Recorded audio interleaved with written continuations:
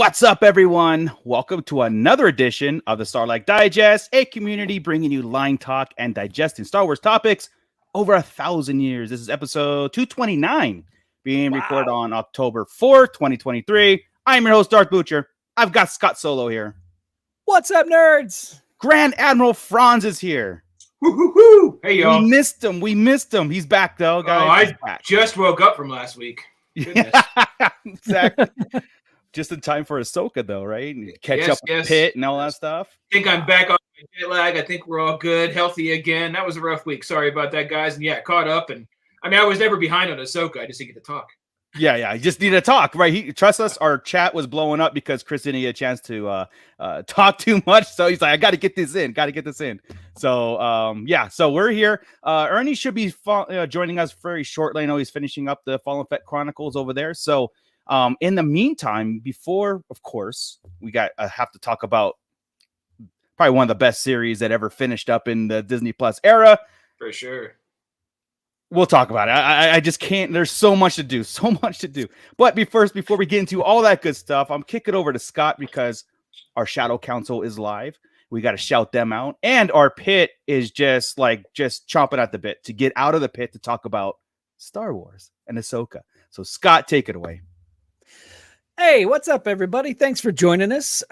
Shadow Council Unite. The Shadow Council is here in full effect. We have our very first Shadow Council vote happening on patreon.com. Don't forget, if you are a member of the, the Senate or Chancellor level, you can get in there and vote on our last show of the month. Let us know what you'd like to see. We've currently got 4 votes. We need more votes, people. Come on. So if you are a member of our Shadow Council, please log on, make your voice known. Let us know what you'd like us to talk about. And if you want to join the Shadow Council, again, just log on to patreon.com/Sarlacc Digest Podcast and donate there once a month. And you can get your opportunity to let us know what you'd like us to talk about, or scan that QR code and you can take care of it there. Just like these fine people, these upstanding citizens in the Sarlacc Digest community. Without these people, we wouldn't be able to do this stuff. So AJ from the Forbidden Panel, all Star Wars fans, Brandon and Anya Epler, Cliff, Crystal E, who, by the way, also upgraded her membership. So she's going to be getting a shirt. She is now a Chancellor of the Shadow Council. So congratulations on that, Yay. Crystal. Darth Josepher, Dennis McGrath, Don the Dad Dorn, Don and Brady of the Escape Pod podcast, Eric Grubb, Flavy Davy, formerly of the Nerds with Attitude, Ryan and the Star Joes podcast, Gavin Connor from the All Cure Holy Hour podcast, Justin the Vanilla Thunder, Mervine Bolanos, Matt Logic, and Papa Schmitty. Beautiful. Whispers in the dark, or Whispers in the Shadows, Guardians of the Unseen. That's the Shadow Council. Thank you, guys. Thank you. Don't stop there, Scott. Keep going. Keep going? We've got our pit. They are ready. They're ready, man. They're ready. In the pit, we have got Miss Sunflower. We have got Brandon Epler. We've got Don the Dad Dorn, Crystal E, Gordon Skalski, Gavin Connor, Lunar Girl is in there, Papa Schmitty, Mando Mike, Tim Van Glider. We've got, let's see, who else have we got in there? We've got Bounty Hunter B&B, Santo 1414, Bondage Brittany, Brian Button's in there. Vanilla Thunder. So yeah. Hey everybody, what's up? Nice. Mando Mike, do y'all want to hear my opinions or should I go to bed early? Well, Mike. Good night, Mike. Yeah, good night. I absolutely do want to hear your opinions. Here's the thing. I don't not see what other people see. Yeah. So I can see what they're going to bitch about. I know what Mike's going to bitch about. Exactly. Santa, I just want to bring this up so it's in our heads now. I want to bring this. We bring this back up later. Actually, I'm going to make a note of this. Santo 1414 says, "What was the flashing light in the distance in the mountain?" I didn't see any. So I didn't see one either. Really? I give you a screenshot, fellas. Okay, cool. Well, we'll get there. That's All good. right. I'm glad why you do this because I've watched it and I think it was the tears got in the way. They showed it at least twice. He looked at it once, saw it, came back. He looked at it again. It was popping brighter. So, wow. yeah. Okay. All right. I'm sorry, guys. I got to go watch Ahsoka. Yeah, exactly. Again, so I'll see you later. I got it on right now. The Blade of Talisman's popping up. So Nice. Well, guys, of course, everybody in the pit, I'm going to get to all your comments and everything, and of course when we get into this, but now that it's all said and done, okay, now that we have Ahsoka series 8 episodes in, and we have this in our repertoire, now it's in our shelf, it's there, it's canon, it's all amongst everything. And I know we'd like to give a graded kind of like a score, and the three of us here right now, I'll kick it off and everything just briefly. The Ahsoka series to me was the epitome of Star Wars. It's everything that Star Wars should have been. Give Filoni, if he hasn't already gotten the keys to the castle, then give it to him now. Oh yeah. I'm giving this a 97%, like solid A+, 97%, because of Chris said, nothing can always be 100%. There are 100% scenes that I give like a 100% to. Overall, though, the Anakin episode, the young Ahsoka episode was top tier. Yeah, right? I'm sorry, I didn't put it in years, but there's your 10. That's an 11. This one goes to 11. Yeah, it's just 100%. So that's my feelings of it when it's all said and done. We'll get into some of the what the sentiment is around the campfire and stuff, what the pit is thinking, what people are talking about. But my God, I'm in depression mode because it's over. And right? So, it's like there was initial elation that this happened, that we saw this, that it ended, and then just bam, it's like, oh man, I know. Well, my problem is I don't know what's next right now. Ahsoka 2 is obviously happening because you don't leave on 4 different cliffhangers and not clean them up, right? Yeah. The thing is, we got Skeleton Crew, we got Mando 4. These are all going to take Acolyte. place. Acolyte, which is in the past, but it could have some stuff that we just went through with the Night Sisters. Could be. And all that, right? So at least the stories of the Path to Peridia, stuff like that will happen, I'm sure. And Hu Yang, right? And Hu Yang. We get to see Hu Yang forever now. Yes. Anything in the past Hu Yang can show up in. Acolyte, the one from 25,000 years back, because you don't Dawn say of the Jedi. That's how old he is. It's like, oh man, we can see Hu Yang forever. But we've been saying the same thing about Yoda too, and the High Republic, and we haven't seen Yoda in the High Republic. We got better people on this one. We got better people in charge on this. That's because the High Republic is a little bit different. They're just using him as an anchor. That's all it is. Hey, they're not using him well. Nice cup. I like your cup there, man. That's right. Hu Yang ain't nothing to F with. That's right. But what's your overall score, Scott, on the series as a whole? Not this episode, but the series as a whole.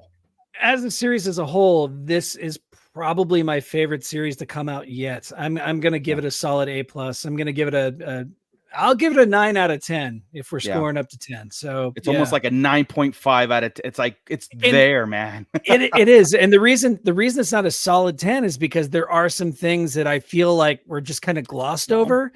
But at the same time, there's also this show answered a lot of questions that The Mandalorian left kind of dangling. Like, when was the Night of 1,000 Tears? We finally got that answer. It's what happened with Sabine and Ahsoka. We finally got that answer. It just takes some time to get this story out, right? So by the time Ahsoka season 2 comes out, this season's going to be at an 11 again, because it's going to answer all those questions. Yeah. It also is going to depend on how they deal with a lot of the questions and plots that they brought up going forward. When we get into the episode and everything, like what's the overall impact of Star Wars of the Ahsoka series has moving forward, what we have already, and then the future contents of shows. That's going to be one of those things where like Ahsoka's it's a freaking 10, and then we go into like, other stuff, we'll see. We have the Fallen Fett joining us. What's up, man? How you doing? We're going through the Ahsoka like overall score, like the overall how did you rate this score as like, out of A+, out of lightsabers, out of 10s, out of grade score, whatever you want to grade it as. Stars. Like Scott and I have it very high, like high 90s. One's a 97, one's a 97%, and one's a 9.5. Yeah. I give it 5 jetpacks up. Whoa! Yeah. Whoa, nice. That's exciting. Nice. That's pretty good. Not damaged jetpacks, but jetpacks. No, the good jetpacks. Yes. Before Empire jetpacks. Whoa. I'm going to agree exactly with Marco. A 97, 9.7, 97, whatever you want to call it. It's better than a 9.5 because I've given 9.5, so it can't be a 10 because I got a few issues. Mainly, I don't love Sabine, period. Much less the Jedi bit. I'm okay with it. I don't love it. I just don't. The character didn't grab me, and I think she should have a little bit more. Right. I kind of that kind of stuff. Small I got stuff you. like that. Sure. Otherwise, man, you take a couple of things out, or you make me love Sabine, or just leave Sabine as just a Mandalorian. And I'm tenning, man. Yeah, it's so funny because like I have that exact sentiment about Sabine, but overall, it's like it still doesn't. It just doesn't. That's not what brought it down. And bringing it down from 100 to 97 is not. You know what I mean? It's not even bringing it down. It's just like freaking. I want to get this out of the way quick. I can see Brian C. Is Brian C. asking like surprised that we're saying it's the best Star Wars series, or arguing that or shocked that we're saying it? If Brian C. can hear that real quick, I want to know. Yeah, Brian C. Is it? Yeah, exactly. Is it? Are you questioning our? Yeah. Because if you're bringing up Andor is fine for all it's worth, right? Everybody around me loves Andor. Okay. Yeah. Andor. You love Andor too, but you don't love it for the right other reasons. Yeah, but it's not because it's Star Wars. It's just a good flick with a good background story. And that's why I like it. Yeah. Ahsoka from front to back is Star Wars, dude. I see what you did there. Period. Yeah. Oh yeah. Oh no. I watch it for the plot too. It's all there. Everything. It's Star Wars, from the Force and the relationships and the villain and the craziness going on in this one, right? I mean, this series. You just got to realize you can't take it as done. If everybody's thinking this series is, oh man, wasn't. This is the first of at least 4 series, right? Mando, Skeleton Crew, and Ahsoka 2 that'll come out before the Heir to the Empire movie. Yeah. This is like a 5-piece set, man. So give it a second to breathe. This is the. That's what it is. So we got the Empire ending. That's what it is. Dave Filoni gave us a season of getting back on track with the characters and bring them into the fold with everybody else. He gave us like, okay, where's Thrawn, where's Ezra? We brought him back in, but also it wasn't just that. Like, he sat there and goes, look, I can do that and just call it a day. But what he did with the series, and I hope other people, I mean, like I know people get what they get out of Star Wars, but I hope the idea of getting it to not writing shit, but like getting him back in play, but also presenting a huge overall story, the beginning of a huge story moving forward. I was talking to Cliff, and he was kind of like, he loved the show, loved the series and everything, but he kind of says like he was a little disappointed that this stuff leads into the sequel trilogy, right? And I said, yeah, that is a little bit of a downer, but if they do it in a way, like if Thrawn is the catalyst for the First Order, but he never gets to see it come to fruition, like either like Snoke takes its place and stuff, and there's a story there. It's got to go into the shadows. It's got to go into hiding because, the overall galaxy doesn't know about the First Order. They just hear whispers of it. And if you're getting these kind of stories that leads up to that sequel stuff, now it just leads up to the story part of it. You know what I mean? And then there's a lot of stuff the sequels need to work on and fix, but at least we could get there and then put that into a better headspace, I guess. You know what I mean? Because I told them this, they're not going anywhere. This is what we have. And so let's enjoy the ride up to that point. You don't have to consume the sequels. It is what it is, Right. But so on that point, why do we have to think about the sequels at all? Period. Just watch what it is and not have I get that. And when it connects, it connects. That's what it is. Backwards, it connects backwards. We've seen prequel stuff. We've seen original trilogy stuff. We've seen Rebel stuff, Clone War stuff. We've got all this stuff that's linking in. Why do I care? Of course, it's going to link to the sequels. The sequels exist. They're in canon. They're there. Stop arguing about it. That's what it is. This is going to enhance it. Yeah. That part of the complaining, I don't have any part of anymore. Yeah. It's going to lead into it. Those are there, and let's make them better. Right. Let's make them better. Let's do that. We've got Julianne Fernie. I hope you're recovering really well, Julie. We've been thinking about you also, so we have that. So thank you so much for a generous super chat. $10. Hi, guys. 2 questions. So is Peridea basically the home of the Force? Good question. Where it all began, and why would witches be on a planet of the Force? If so, if that is where they originated. Yeah, it does seem Good like questions. it was their. Let's hit the witches first because that's easier, right? The Sure, Night Sisters. sure. They said that's her original home planet before they went to Dathomir. So that's an easy one, right? They're there. They're from there. Totally cool. I have no problem. The origination of the Force, we're not sure. Even with the statues of that we see in the end, we're not. Everybody's seeing it, right? So. Oh yeah, no. This right. is, hey, So the ones are in the at the end. the Mortis gods, yes. Yeah, the Mortis gods are at the end. So, oh shoot, where were they? Doesn't mean it's the origination of the Force, Right. Necessarily, it's just one of the planets that they were at. But 100%.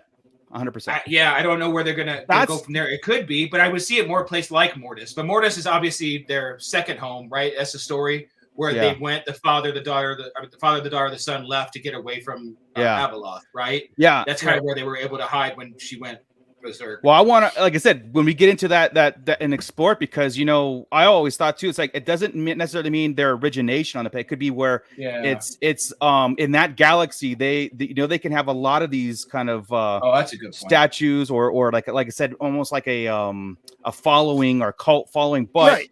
If they were on Lothal, I mean, there was images of them on Lothal in the Jedi Temple. So, yeah. So that's what led to the World Between Worlds. Was the painting? And here's the thing. Here's the thing about this series, and this is why I know a season 2 is inevitable. I mean, this is it depends on how they do it, but like they left it to where our heroes are stranded or split again. Started in the series, they were split. Reversed roles, but now it's like this big thing that Balin. It's just like whoa.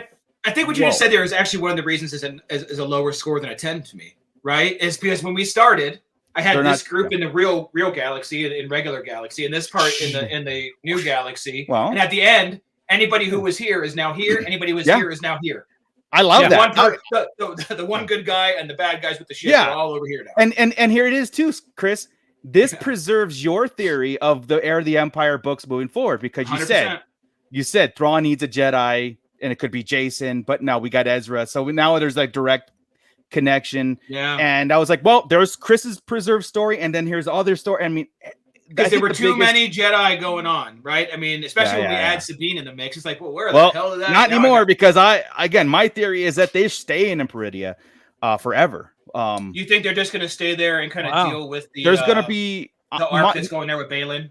My theory, my opinion is that Thrawn and Ezra is coming back to here with Hera and all this stuff, and this is where we get Mando season 4. Mando season 4 is going to deal with this, or I don't know what other, and Ahsoka season 2 is going to deal with Balin, Ahsoka, Sabine, and that part of the world. Yeah, I got you. To usher in future and past the Dawn of the Jedi movies and the Rey movie. That's my theory of that connection. I don't think we've got Ahsoka Ezra over here almost because I think Mando 4 is going to be more of the Rangers of the Republic. Yeah, right? It's going to be more of those guys, since he's already there with Carson. He's already there with Zeb. This kind of combines the rest of the Rebels crew, and they're going to become a mission eventually with to get to Ahsoka, save Ahsoka, and they'll switch places.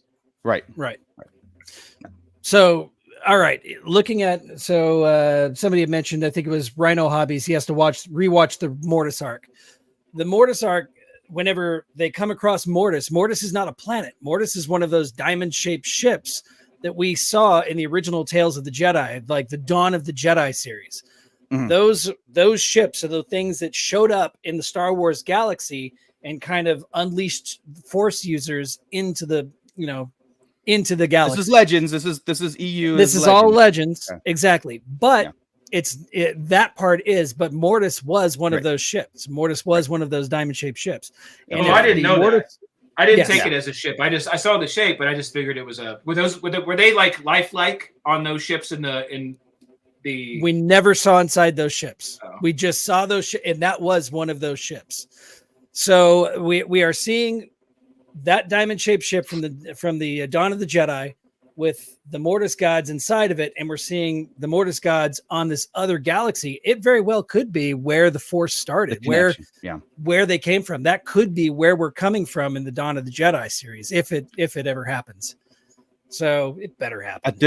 At this point, like I said, what the Ahsoka series set up, they've set up a huge arc. Mm-hmm. That will finalized in a movie, right? A theatrical release, and it just makes so much momentum and so much sense. Like I said, I think this series did way more positive things than it did negative. I know that there were some negative connotations out there on I don't know what it was. It just like I really didn't pay attention that much to what people were saying. I know like Sabine bothers some people, Ahsoka.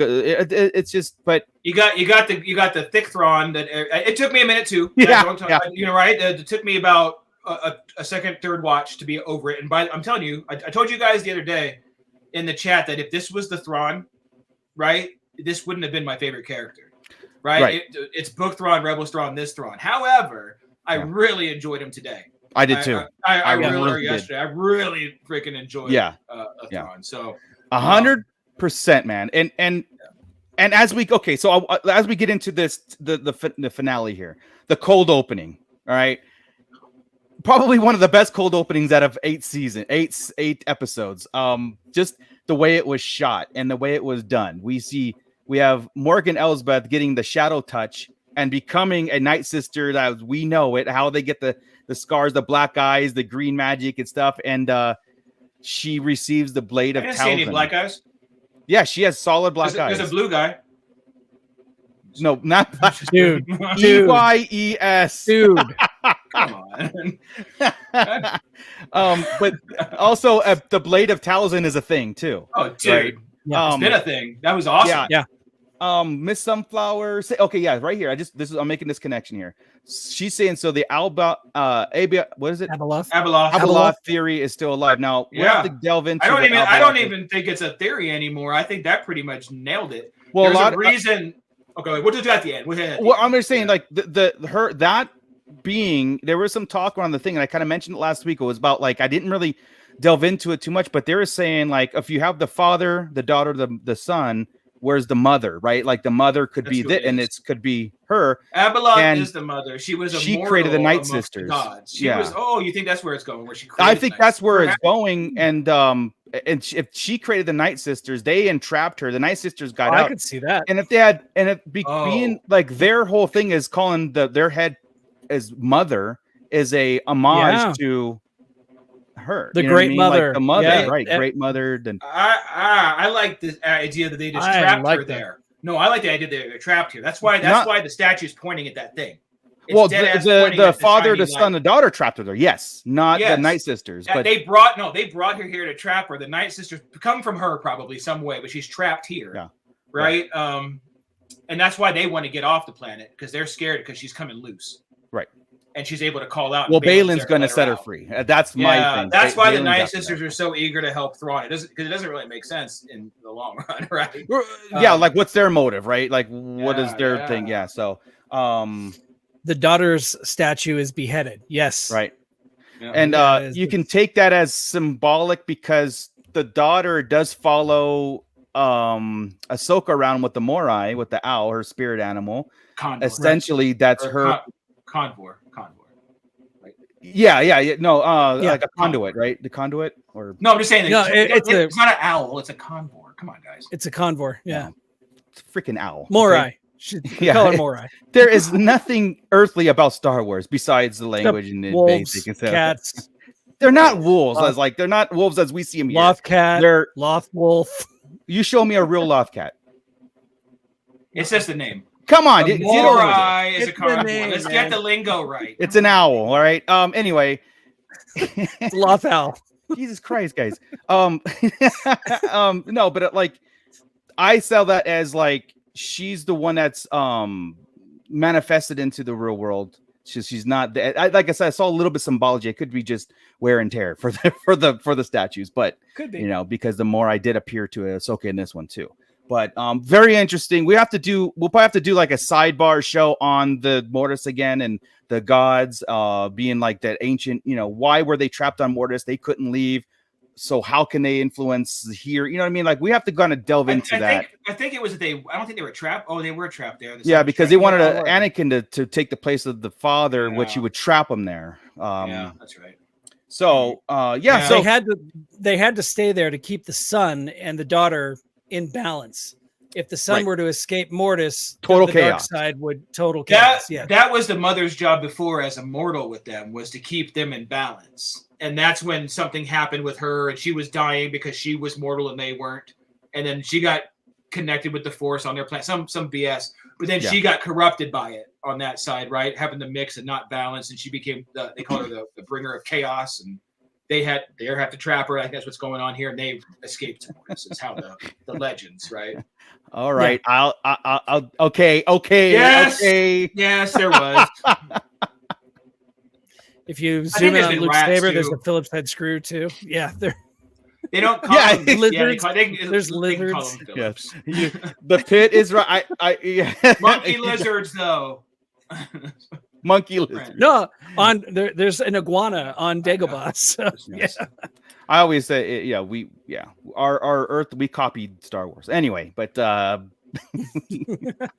anyway, that cold opening, okay, guys, with Morgan gaining the powers and Thrawn launching those TIE fighters just like that, coming behind him, and that was one of my favorite things. So the Bladed Thousand was cool. That was in the arc I like. I know you guys hate. That was the Mace Windu Jar Jar arc, right? Isn't that when that showed up? The blade? Yeah. See, yes. I gotta watch that again. I guess. Yeah, Mace Windu fought Towson with that blade. Right. Really? Yeah. I don't remember. Maybe my brain shut off because of that. Because you guys hate that arc. See, you got to go the arcs you don't like. Sometimes. You're right. Damn it! All comes back full circle. Oh my goodness. That's fun.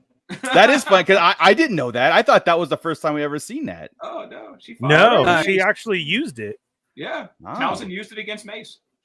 Okay, Crystal, just say space before the animal, space whale, space cat, space wolf. We're all set there. Yeah, right. Oh man, yeah, Chris. This scene right here on the screen, dude.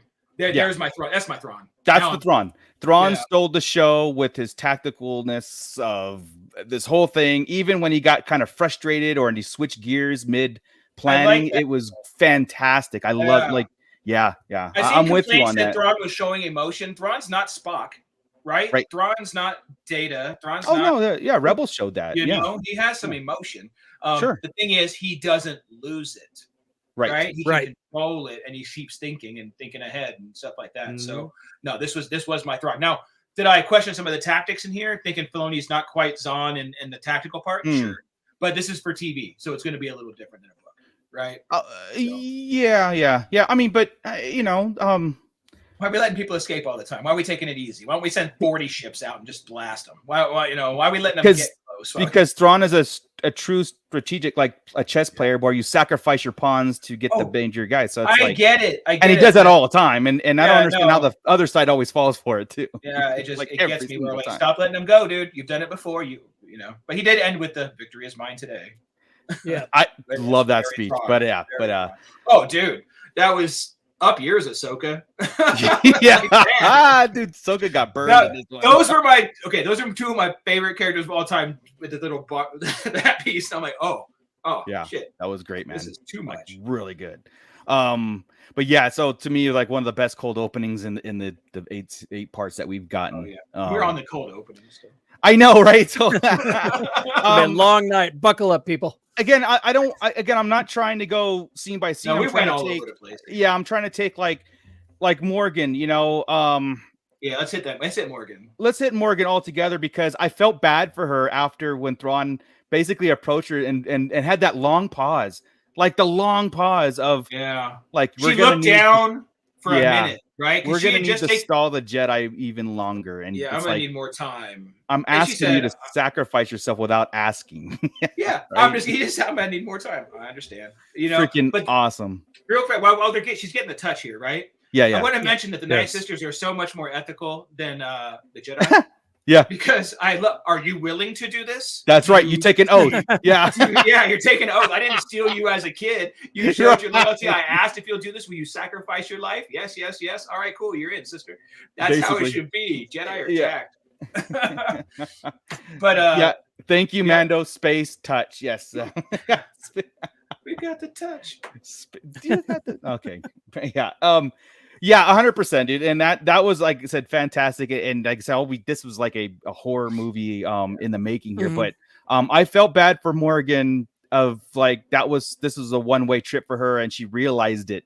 You know what I mean? And then her whole thing about when he says those are the volunteers, she says yes. He's all, and they understand what's about to happen. Like he was shocked, right? Like, you let him know. And they're still all going, oh, we're honored to make the sacrifice for you. Yeah, for you. Oh, I was in it. And he throws back, okay, here's what we got to discuss for a second, actually. Yeah. Real fast. He says, for the Empire. Yes. He is very imperial right now. Yes. Like more so than I know Thrawn to be, right? And I kind of dig it. But he says also in there somewhere for the protection of the galaxy. You know, that's why it's the Empire. So I still think he's worried about the Grisk 12 years later. I still think that's an issue, and I think that's why that's a great point. Like, okay, so my whole thing at the beginning of this is like, what's Thrawn? What is he coming back to? Right? There's no Empire, and Morgan should have told him that there's nothing to come back to other than remnants. But if he sits there and goes, look, as strong as the Empire was going to, I'm gonna make it the First Order, which we can handle, not just the New Republic, but the Grisk. That greater threat of like the galaxy. Obviously the New Republic can't handle nothing. So in his mind, coming back would be that, like, I'm going to make this where I'm not just going to take over, I'm going to fight any incoming invasion, and we can't do it at this current state. So that makes a lot of sense. Yeah, for sure.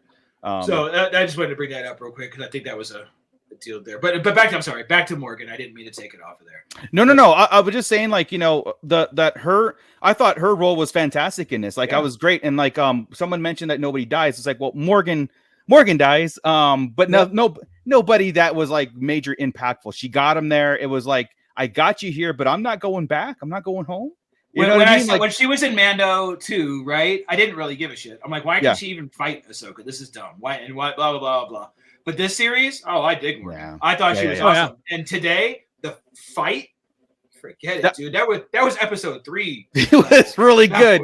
Really good. Okay, so and also like she breaks one of Ahsoka's blades, and Ahsoka takes the Talzin blade and her sword and cuts her twice. So Ahsoka has the blade of a Talzin now. So if I don't have a pop with a lightsaber and a blade of Talzin in Ahsoka's hands, I love how Ahsoka always replaced the weapon that she lost. Yeah, she goes 2 blades, man. Look Boom. at that. With her blade, leaving 2 different cuts. Right. That's even cooler. Yeah. So fantastic, Rosario Dawson, man. Fantastic of the performance that she gave. Both of them, this whole series, but especially the fighting. Like, they were so good. She Morgan was fighting like Maul, dude. Right? Yes. Like she was getting down, kicking, spin kicking on the ground. It was so good. She was phenomenal. That was way better than the little spear fight she had. Yeah. I agree, Mr. Scott Dubb. That fight was one of the top 5 in all Star Wars. We're gonna have to update our list now. Like, we got a list of top saber duels, and Ahsoka's in 2 of them already. Yeah, the season 7 of Clone Wars and this. Darth Maul, yeah. Mando Mike, the Japanese garden you can go to bed was now. better. Didn't we tell him good night already? Yeah, you can go to bed now. I don't know why he's still here. Yeah. Why would you? It doesn't even make sense, Mike. Go back and watch that. Fight. I wasn't even a fight. First of all, we barely saw that fight. I don't like Mike right now. Can we ban him? Yeah, yes, we can actually.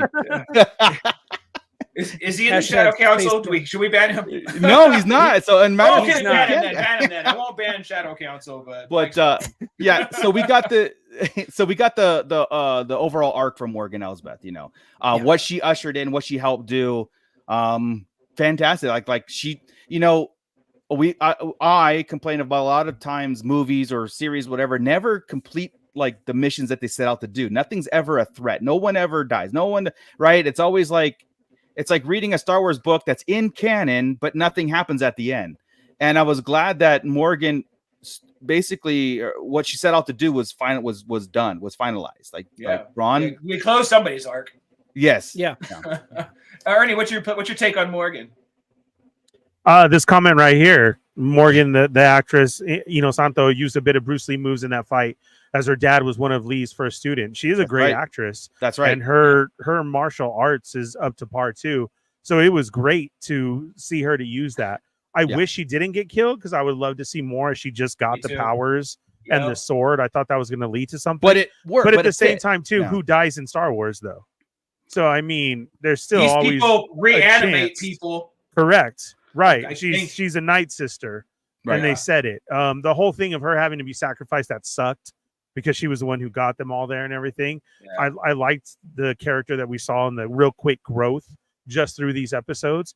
She was really cool. I saw Rhino say that, you know, he sent back his figure because now he's going to get the other version of her figure that we know is going to be released. And I'm like, are we sure? Yeah. Everybody should throw with those another in head and the Talzin sword. well, everybody right? should throw those in the freezer and see if they were already one step ahead and already have we never the color that's true. changing on it. You know, Wouldn't that would be be like a cool. shock I'll of do the that. century right there, like for Black? Right. Friday? I'll should do throw that. it in the I'll toss her freezer. in there freezer. Yeah. That's yeah, funny, and man. see. So she was really good. What a great actress! And then that it was brought out in this fight. That fight was choreographed so well. I could hear them counting, right? Because you know when people fight each other, choreograph like 1, 2, 1, 2, like you know they're counting and saying out loud to each other. You could just see it in that fight. Like that was them through and through with every hit and every. You may have had even accidental hits in there, and it was okay. Yeah. Right. Like let's keep going, and it was badass, man. Yeah. It was fast paced, dude. Fast paced, and not just the blades and one blade against two and the kicks and the martial art. It was clean, man. And so good. And did you guys get a little bit of sense of dread too when Ezra got onto the ship and Sabine seemingly got on the ship? You know, like it was like, you know, tricked us by getting on the ship. Did you get a little? She didn't trick shit. That was the part I was talking about with Jess. She was sitting up when she's sitting on the couch. She's kind of just lollygagging to the ship, isn't she? Because she didn't turn and Sabine. Just when she turned, yeah. Well, it made us think like she got on, but like when Ahsoka, it was a little sense of dread too. But like when Ahsoka was kind of like surrounded and fighting Morgan and stuff, and it's just like, is this it? Is this it? Because I don't know. Dave Filoni's tricked us this whole time. I don't know what's happening, but I was really, really happy to see that Sabine didn't go and was there. And they telegraphed that, man. When she jogged towards the edge, I'm all shit. and they already prefaced it with the "I'm going to stay with you," and she saw there was no way Sabine was leaving. But I'm glad that they kept that, like it worked. You know what I mean? Not like a trick, like they split up again. That kind of thing. Yeah. I was just screaming at the part though. I was, Back to the Future. Like I already knew what was going on, even before it happened. When they did that jump, that was I was screaming it already at the TV. Yeah.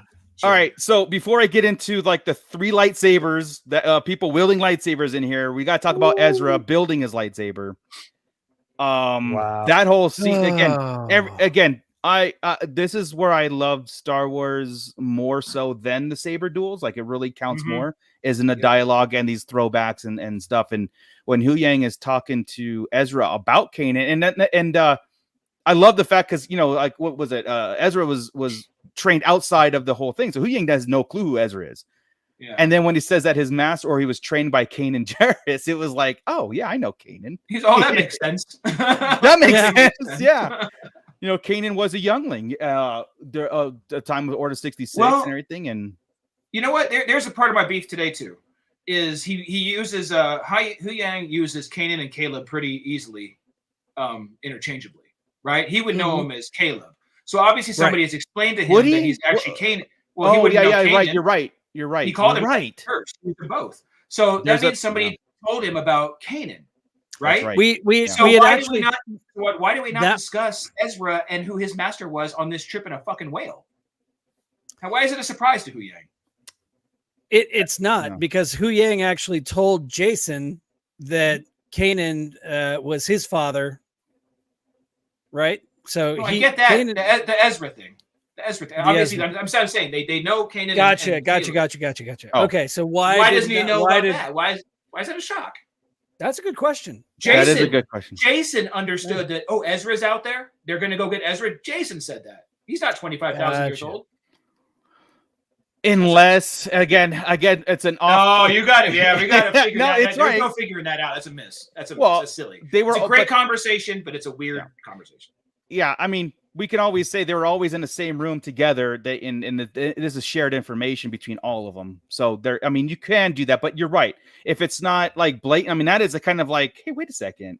And that should be something where it should have been at that moment right here. Like Huyang making the connection deeper than just, oh, Kanan. Oh, that makes sense. You know, like when he looks for that emitter, he should have been like, oh, he's all just like, and it kind of played it off instead of the surprise, then find it. It was just, this was great though. I mean, I'll take it. No, but I teared up in the scene. Don't get me wrong. But in retrospect, it's like, that was an odd way to do it. That's all. Right. But this is cool. This whole thing is too much. I can't. It's great, man. Like Ezra really grew on me, and especially in this episode, because his banter with Sabine at that one point when they're fighting, the remembering of Kanan and stuff, and it's just like, wow, like it picked up right where it left off. Hey, the look on Huyang's face. I know we talk about 3PO doing that, but doesn't that look like a hey? Yeah, like a look. I don't know how to explain. Yeah, or neat. He's like, this is really awesome that I have another Jedi in here, trained by another Jedi, a Boken Jedi now at this point, trained in the wild. How wild. And the look on his face is neat. Yeah. And poetic, having the same emitter as Kanan, only two of these. And it's basically a replica of Kanan's lightsaber from top to bottom. Yeah. It's just about right on. Yeah. It's almost Voldemort and Harry. Yeah, that's what I'm saying. Yeah, yes. But it's funny how Huyang mentioned, like, I had two of these in case Kanan ever needed a spare. Like he was that reckless with his saber or something, or never. It was never like just in case he wanted to pass it down to his apprentice. It was in case he needed it, for his own replacement, which was cool, man. I love the throwback, and I don't know if we could put it back up real quick, please. No. I don't know if I've ever seen that angle of a lightsaber in a show or movie. That's kind of neat. Not like head on, huh? Yeah, that was just, I don't know why that's getting me. I'm like, I've never seen that angle of a lightsaber. That's cool. Hilarious. Sorry, it's the first, like paper in Star Wars, wheels in Star Wars. It's just, I'm trying to think. Maybe somebody pointed at somebody, but it's not quite like dead ass on. That's cool. That's right. Mace Windu, whenever he pointed his saber at the Emperor, it was, there we go. Done, my lord. There you go. I should pause it there. There you go. That's funny though. So like you had actually brought up Sabine and Ezra, their banter together in this episode. If you close your eyes and just listen to them talk, even if you just look at them, they look like Sabine and Ezra. They sound like Sabine and Ezra. The way Sabine was actually shouting at him and stuff like that, or whenever she said, "Got him," she had the cadence. She's got the voice. They nailed it, man. Sabine. Like, that's funny because I thought this episode, besides the "Got him" and the what's your excuse, right? Yeah, what's your excuse? Yeah, I thought the delivery on the rest of it was weird. I'm like, really? She like she was phoning it in or couldn't figure, like she was mumbling or I just wasn't buying it. Besides those two lines, I like both the "got 'em" and the what's your excuse. Maybe it took a while for them to get back comfortable with each other, and it kind of like now it was just the actress at that point. I was like, this is the delivery. You just feel weird. I did not get that at all. I didn't feel that at all. Yeah. Sorry, Star Joe's space paper. Yes. I think you watch too hard sometimes, Chris. And it's going to take you a couple. No, it's true. Then it's going to take them those couple rewatches and be like, okay, I see it now. I fell into it right away. I mean, I'm 8 watches deep on this episode. Yeah. I haven't liked her yet. Well, no, it is there for Sabine, me. The both of right them. now. And that's also adding to it too. So yeah, you're already in the mindset of that of it already. But I thought it was delivered great as well too. The whole look and everything. The whole moment that she wants to be there with Ezra and their banter of him and Huyang going back, and she has to walk away, hearing about the whole master and your apprentice type thing. So. And you must have been a good apprentice or whatever it was that you've seen it 8 times. I don't remember. Yeah. What a backhanded smack, and then she disappears. So. Yeah. And then Ahsoka and her had the moment, and Sabine's like, so why I did this, or you seen what I did. I gave the enemy what they wanted, but we got Ezra, and that their banter on top of the ship, where Ahsoka is basically saying, you had a choice, and this is what you do. And well, she said your gamble paid off. Your gamble paid off. Thank you. And she said, "Oh, you're not mad about it." She's all, "I've had to make hard decisions. I have watched this too many times." She said, yeah, I've had to make hard choices too in my time, blah, blah. Yeah. She understood it. Ahsoka the White is different. Remember, everybody's complaint in the first couple episodes was Ahsoka is too negative, too sullen, too everything. Since But there's reason. Yeah. And once she came to terms with what she was going to become and she wasn't going to become Anakin, I think that was the worry, right? Same with Sabine. It was mentioned in here. She was worried that she would become Anakin. You know, all this stuff. Now she's very much more open. She smiles a ton. You know, it's completely different. She was reborn, definitely. Yeah. We did get some context through Hu Yang and the Night of a Thousand Tears and what happened to Sabine and Ahsoka, why they split too. Yeah. And again, she said by learning to be a Jedi with a negative reason, she was afraid for the wrong reason. Dangerous. Think about it. Perfect. I mean, it's perfect. Makes sense. She has so much guilt on her about Anakin. Right, man. That's exactly right. She hadn't dealt with that until the cool one, the cool episode. And we got a time frame now for the Night of a Thousand Years too. It was at the end of the war, so we're talking like around the Endor, the Battle of Endor, and everything. So I was in my own head trying to place it before, you know, the Battle of Yavin or something like that. Now, Mandalore was around the whole time, and it's like, where the hell were they during the fight? Yeah, it worked. Doing Mandalorian battle probably thing. I mean there's a reason why the Empire went to that plan and did, because with this in an episode in at the end of the Clone Wars they came back. I don't know. Where were they? They're fighting themselves. They got time for anything else. They're fighting themselves, and at this point in time probably also Gideon. I'm assuming that's the time when Gideon's coming through throwing his weight around and taking the Darksaber. Because they're under Imperial control. He's the governor over that planet. He's the one too that did the bombing. Yeah. Yep. Yeah. So he ordered the bombing. There you go. That's maybe they were resisting on their own. Maybe they had their own form of rebellion happening on the planet, and that was his way of squashing that. Well, if I don't think you can rule the Mandalorians, so they just said let's just wipe them out. I mean, that was the Empire's thing, Makes sense. That's probably right. And if we put it behind the battle, right? That's like, who could come in as a threat?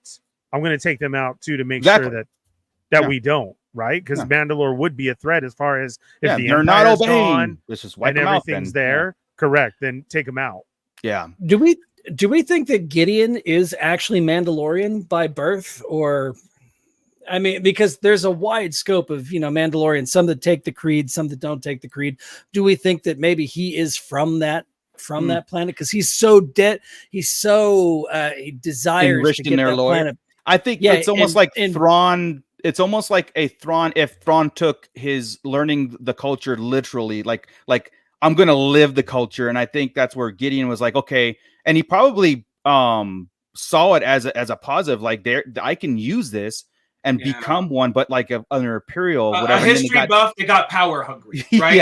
And his power hungry became, I want Mandalore. And then, because we see it later, he's not trying to take over Mandalore after Mandalore. He wants to run the Empire, right? So he's trying to take all these guys under him and not Thrawn. He's power hungry.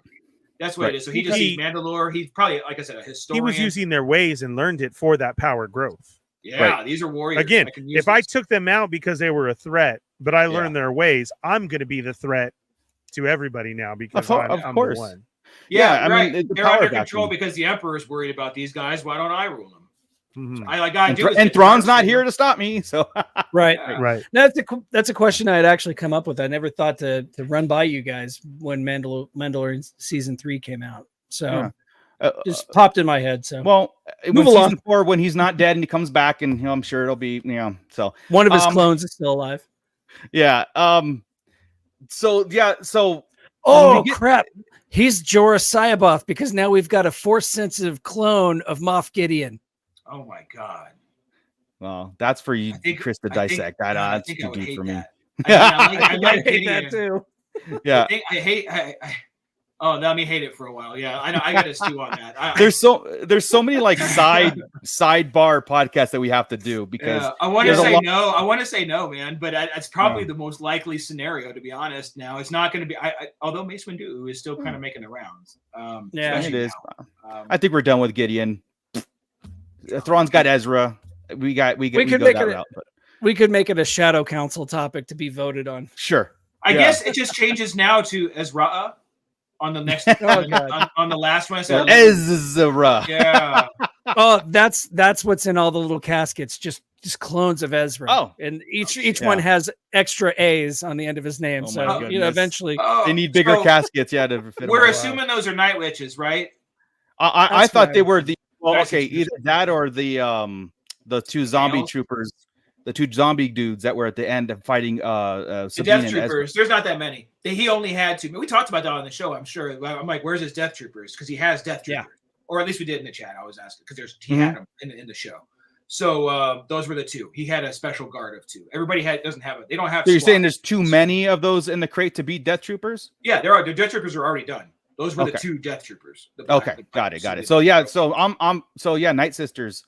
The I don't things know. in the casket have to do with the Night Sisters. They're going to bring them back, but unfortunately, the Emperor uses them as his followers that we see at the end of That'd be cool. 9 when they're all there. His council of The people people that come build. They build Exegol. Correct. The Sith Eternal. Yeah. But Exegol, I mean, that place looked ancient. I don't know if they would have built it, but the Sith Eternal, I mean, there's nothing saying it couldn't be Sith Eternal. All it's of those people there. Yeah, we're desperately need a special edition sequels. Like the green mist has to be everywhere. But I don't know if you can stop with fix this sequel hate. We just got to move on. Yeah. I'm not saying I'm trying to make the connection. We can't special edition them. They are what they are. No, damn. They are what they are. You're right.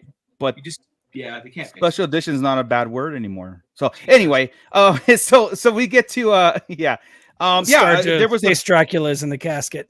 There was a shot. Sorry, one more thing. So if these are ancient people dead that they can rise, and they're on Dathomir, I need the odds of Asajj coming back. Well, maybe it's the revitalization of Dathomir. I mean, that's right, because Asajj is on Dathomir. Yes, I thought it was going to be Morgan. What did Morgan say at the end for Dathomir? Right? Yeah, she didn't say for the Empire. Right. She said for Dathomir. No, she said she did it under her breath. So when they go ahead, Ernie. Oh, okay. When they gave her the powers and everything, I thought that she was going to end up being Asajj, and it was with the sword though that somehow had essence, as we talk about, of the mother Asajj and like that. And I thought Asajj was going to like kind of overtake her, and that's what we would see. Yeah, but I don't think Asajj had a link really to that blade so much. But yeah, no, but I'm just saying that was their tie-in because of the mother. The mother had all the power, so if she needed to, she figured out how to. I mean, Asajj, saw them bring back Maul and like that, so figured out a way to try and get in the mix and overtake Morgan. Dead too long to bring back, Well, some sort of flesh on there's caskets. There's caskets from those guys. Yes, I'm talking the Asajj Ventress on Dathomir. Like Asajj has only been dead for 20 years, 25 years. Yeah, there's nothing left of her to bring She's back. in the water there. Asajj didn't die on. She was buried there. She was buried there. Quinlan took her there. Did he take her there? Okay, 1,000%. Took her there and put her in the water to go down with her sister, so she could die on Dathomir with her sisters. So we're gonna have to do like a almost like a poll, science fictionary saying has to be more witches in the pods. Yeah, and like I said, I think that's the motivation of the three Night Sisters to have Thrawn to take him to Dathomir, and Thrawn's fulfilling that promise. He goes to Dathomir. Morgan even says for Dathomir, not for the Empire. Whatever in the catacombs, bring it up, and it's probably to revitalize what they lost on Dathomir. To bring back the Night Sister clan in that rule of that planet. So because there was a purpose shot of all those caskets or whatever they're bringing out. It was on purpose to tell us there's a lot of it, and it's full. And they went right to Dathomir. I mean. Yeah, I mean that was their destination. Do we have a shot of that? Of that? That's gonna be a tattoo. What? I've been looking for a Star Destroyer in front of Mustafar coming at me. Right. Gotcha. Yeah. Right here. I'm putting the Chimera right here going onto Dathomir. Yeah. You're gonna have to take your Chimera logo and make a Star Destroyer around it. Almost. It's too straight to do it. I thought about Got it. Yeah. But that. So again, there's that open-ended question. Where and that's what's great about this thing. This wasn't a one shot. You know, it's an open ended question. What the hell's going on Dathomir, the Night Sisters? What's in those caskets? You know, very interesting stuff. So cool. But to go to the zombie troopers, the actual like living dead troopers that the Night Sisters raised as send these squads, and Thrawn's like, do your magic because that's your distraction. We got to slow these guys down. And I was so giddy about this whole thing because we got horror, real life horror in Star Wars, not just mentioning it anymore. We were teased with Death Troopers or Night Troopers back in a couple episodes ago, but like with these dudes, and then the whole. And I was upset because they didn't go all crazy when they died, right? I'm like, oh, they're just regular troopers. Yeah, they are. They just didn't do it yet. Exactly. Yeah. So, for God's sake, I mean, stormtroopers with glowing green eyes, these dudes, the Death Troopers. I mean, come on. That means these guys didn't just die, right? Or could we go back to the Death Trooper, please? Right. Like these guys were around for a while. They're decayed. Right. The Death Troopers are decayed. So these guys are probably just troopers that just died and fresh. But that's neat. Exactly. The Death Trooper's been reanimated. Because he has said, I'll need more of your dark magic. That's right. Right. And this is probably the first time he did it. Yeah. He needed his Death Troopers first. Yeah. All right. So that was pretty cool. And then, the Green Eye one. I took a screenshot of that, number one, because it's a badass screenshot. Of course. Number two, it's straight like that straight Death Trooper, like from the book, right? Yeah. That's like the mask they use. It was so perfect. Yes. Unbelievable. Guys, this is a screenshot. This isn't a promo piece, whatever. This is Star Wars. Like Chris said in our chat, it's like, we live in a time where we have reanimated stormtroopers with Night Sister magic. How did this happen? How did this happen? Yeah, I love it, dude. I thought it was fantastic, and the way they were used was fantastic too. Like they just kept coming up and bring up, and they had to stop them. They go through the door, and it was this sardine can claustrophobic time thing when Ahsoka and them were running, and it got like these guys behind him. You got Morgan in front of him. It was awesome. It was like a very cool sequence. Very cool. The way they were utilized too. Even to the end when they got blasted, and when Thrawn blasted the temple and they all fell, and it was just like, God damn, it was awesome. When they got up, they're all, "Does this always happen? This is new," and then and then even on the stairs, they kept getting up. This is so great. The whole is so great. Ezra stabbed the Death Trooper, right? And he gave him a look like, "Huh?" Yeah. So it was great. I killed you. No, shit. We need to know Star Wars zombie rules, though.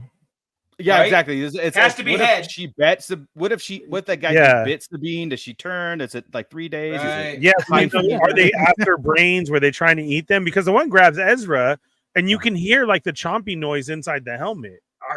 And I thought that, I thought that was great. So then, of course, when they held up Sabine and he's holding her, he was doing the same. It's like. And the only way they died was a slight lightsaber to the head. I mean, kill the brain. I would have loved if we would have still heard the one where they cut off the head and it rolled, because you're supposed to go through the head. They decapitate. Yeah. If we were to still hear that, that would have been awesome. I thought the same. But what was cool there, though, it did. I thought the same. I wish it would have kept making noise. Yes. But we saw that end of the helmet, the cauterized part, and that's pretty gruesome, right? That's pretty cool. Yeah. Oh man, they didn't just show the top of the helmet or Django in a shadow with the head flying out. That's right. Cauterized neck. No, it was fantastic, dude. Like I was just like, even on my rewatch, I was like, come on, like how what are people complaining about? that whole sequence shut me up on everything. What am I going to argue about? I got zombie troopers getting heads cut off, and I got nothing. That's actually okay. Since we're on that scene too with the Death Troopers, I was mad about Sabine. Right, I was not digging it. Didn't want her to use the Force. Blah blah blah blah blah. I got frustrated. All right. When they told her to open at first. When they told her to open the gate, I'm like, come on, she can't use the Force, A little bit, like the little effort. But when she was up there and she did the reach for the saber, I went directly back to Hoth. Yes. Right? Yes. Luke had not been through any training. Luke had not been through anything, and we knew nothing of midichlorians whatsoever. Right. At that point in my life, right, or even as a kid, until the midichlorians came out, I thought I could open doors with the Force. I thought I could. We've had this discussion before. Yeah, absolutely. I could stop then if you want. No. But- I'm agreeing with you. I'm absolutely agreeing with you. At this point, I'm like, oh, you know what? That's okay. And it sorted me out with her. This reach and grab the way Luke did. I'm like, I don't hate it. I don't love it. But I don't how many of you were expecting Ezra to be he's the one who gave her this saber? Throw it at That her. would have sucked. No, that would have been awesome. Yeah, if they kept the joke going. Yeah, they kept Yeah. the joke going. That's 3 Yeah. times that she tried it. Yeah. I was like, Yeah. oh, dude, Ezra's like, here. Now I'm Yeah. mad that Okay. happened. Shit. Okay, now my problem with it though is she went from struggling to get that lightsaber to saying, "Go ahead, Ezra, jump. I got you." Like, Yeah. what are you? You know what I serious? took that Are you as is sure? just growth. It's just Yeah. growth, though. She Well, had the yeah, talk I with know. Ahsoka. That happened, and now she believes in herself. And the thing about it, I think, is that Ezra believed in her Yeah. as Oh, well. God, Ezra put his life in her hand. Like, oh, correct. okay. Now Yeah. you got everything, and that's what I think. What Ahsoka was trying to explain to her about the Force. It's so much more. You know, Let being a go, Jedi yeah. is so much more. So Yeah. I saw it as growth and please trust me. And not only that, but then when you go back to it, she's seen this happen before. Like she knows what it takes, right? It wasn't a let me This try was- it. This was Kanan's Kanan's done. move. This Ezra is and Kanan did it all the time. Yeah. Yeah, that's right. Right. And I took it as growth. That's why I didn't find a problem. Would I love for the joke to have gone on? Oh, fuck yeah. I thought the same thing. Yeah. Sorry. Yeah. I thought the same thing because I thought, that would have been just so hilarious. Same thing. Right. If they kept She's it going. jumping skill. Right. Well, Papa. I'm not going to Yeah. bring up the sequels, but I mean, Ray did the same thing, and this could explain the I had some Mary Sue thoughts in here too. I'm going to hear about not me myself. I'm going to hear Mary Sue stuff because she's Right. just. But we went through a Yeah. whole season of her struggling. That's right. Right? Yeah. That's right. Yeah. The saber grab was in a moment of life or death to save herself Desperation. and her friend. That's right. Right. It clicked. So It connected. Just Yeah. like Luke, it Yeah. connected right then because it was either that or the Wampa's going to eat him. You got to That's do right. something. Yeah. And right here in Yeah. this moment, it's the same exact thing. Now Yeah. the jump, I was a little mad at that, just because you know what? If you're going to do it, Ezra, you should have just jumped in the first place and pulled her because you could have made the first jump. Just do it. Yeah. Right. You didn't have to stop and look at it and let it get farther away. Just Yeah. jump, man. So And she Yeah, called that I mean- herself, though. Yeah. Again, at that moment when she was reaching for the saber maul, it has to, because it's again third time. We can't just keep doing this, right? There's a point why she was constantly struggling. But right, Chris, when you're put in that situation, it awoken her. The Force awoken in her, and I like it. I like that. yeah, and nobody can complain that she didn't know about these kind of abilities Jedi has. Like a lot of people when they did the Rey thing, they said, "Why? How does Rey even know how to mind control, how to do these things?" It's like but with Sabine, she knows it all because Kanan was always around, and Ahsoka was teaching her. It just didn't click, right? and she had training with the saber. It's not like this hasn't happened, right? Like Right, she doesn't have correct. history. So That's I guess what I'm again, saying. if you haven't watched Rebels, it does seem off. But it helps. Right, knowing right. It has history. Right. Of training with a Jedi Master at that point. Ezra's master. Yeah. So I took I know I'm jumping here, but since I'm on that, we That's talked right. about Ezra's master training her, but she was also trained by Ahsoka, making her part of that legacy that Anakin was talking about, which at the end, and I know I'm jumping the gun here, but she felt something and she said nothing. that's That's true. what she's part of the leguy now. She feels That's Anakin true. because that's part of her line. I just got goosebumps. Yeah, me too. 'Cause, yeah. Me too. I You was guys just didn't see Star Wars put that up today? What? No. Star Wars put up the legacy. Oh no, I didn't know. No. Oh, wait, Yeah. we always talk Oh. about the Yoda, the Dooku, the Qui-Gon. No, that's what they put up. Oh, really? Yeah, So Sabine's in that I legacy now? shared it. Wow. Yes, she's at the end. But that's Star okay, Wars perfect. officially Yeah. put it up, and they start, and it goes all the way down from. But that from makes that's what Yoda that point to is. At the, Dooku to everything. yeah. Correct. she felt Yeah. Anakin because she's part of that line, and they had talked about that during it, which is neat. That's a really cool. Did they have anything before Yoda? No, Okay, just check. no. Ah, It starts with Yoda. All right, makes sense. It's very, very cool. It is Yeah. cool. I love the line of those Jedi and how well, and I mean, Hu Yang said it the series too. Oh, you do come from a long line of, that's right. whatever. I forget what the words he used, but not eccentric, but like in that. Like reckless Different Jedi. Jedi. Difficult or Different, yeah. something. Yeah. It was Yeah, something I to love that it. effect, right? I love it, so good. Where did they post that, Ernie? On Star Wars, I'm bringing it up right now. The StarWars.com. Nice. I reposted it. It was on IG. Oh, okay. And I was like, dude, that was so cool that they even showed that, you know? Well, that's good because they listen to us, so they know we talk about that a lot. Yeah, well, that's the connect. I'm telling you, when things connect, when things work, they jump at it, and that does work. It's just I gotta get my head around. You know what I thought about today? You know what my other bitch was about Sabine in the beginning? Was it non-traditional? Non-traditional. That's great. Yeah, non-traditional. Yes. Yeah, that's it. Science fictionary. Thank you. Oh shit! Now I lost where I was going to go with that.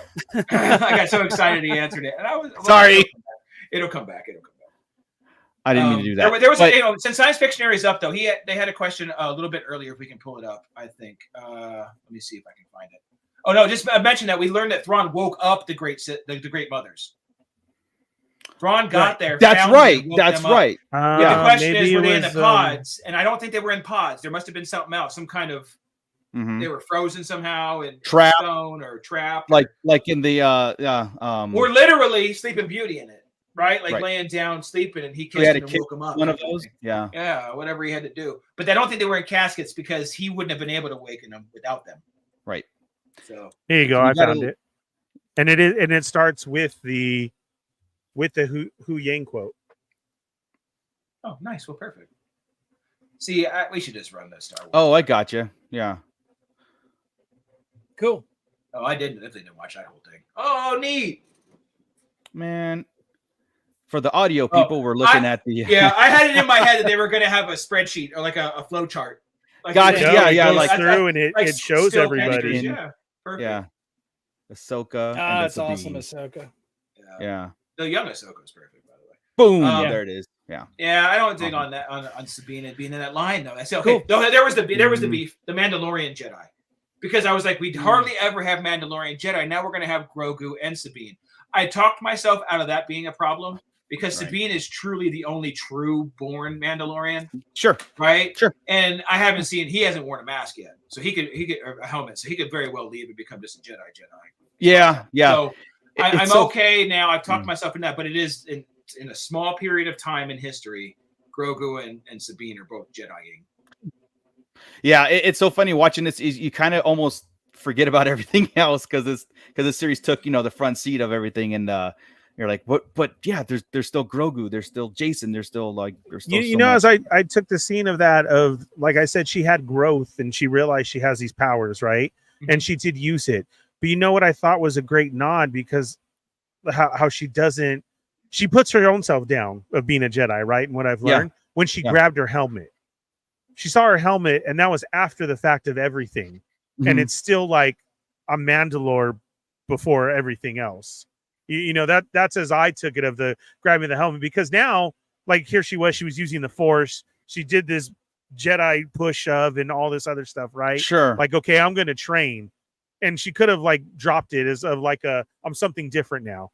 And instead she grabs it and takes it with her as far as like, I'm still this. This is what I am through and through. I don't think she would ever abandon her family's heirlooms too. Like that was her family's. I don't think so either. But you get what I'm saying as far as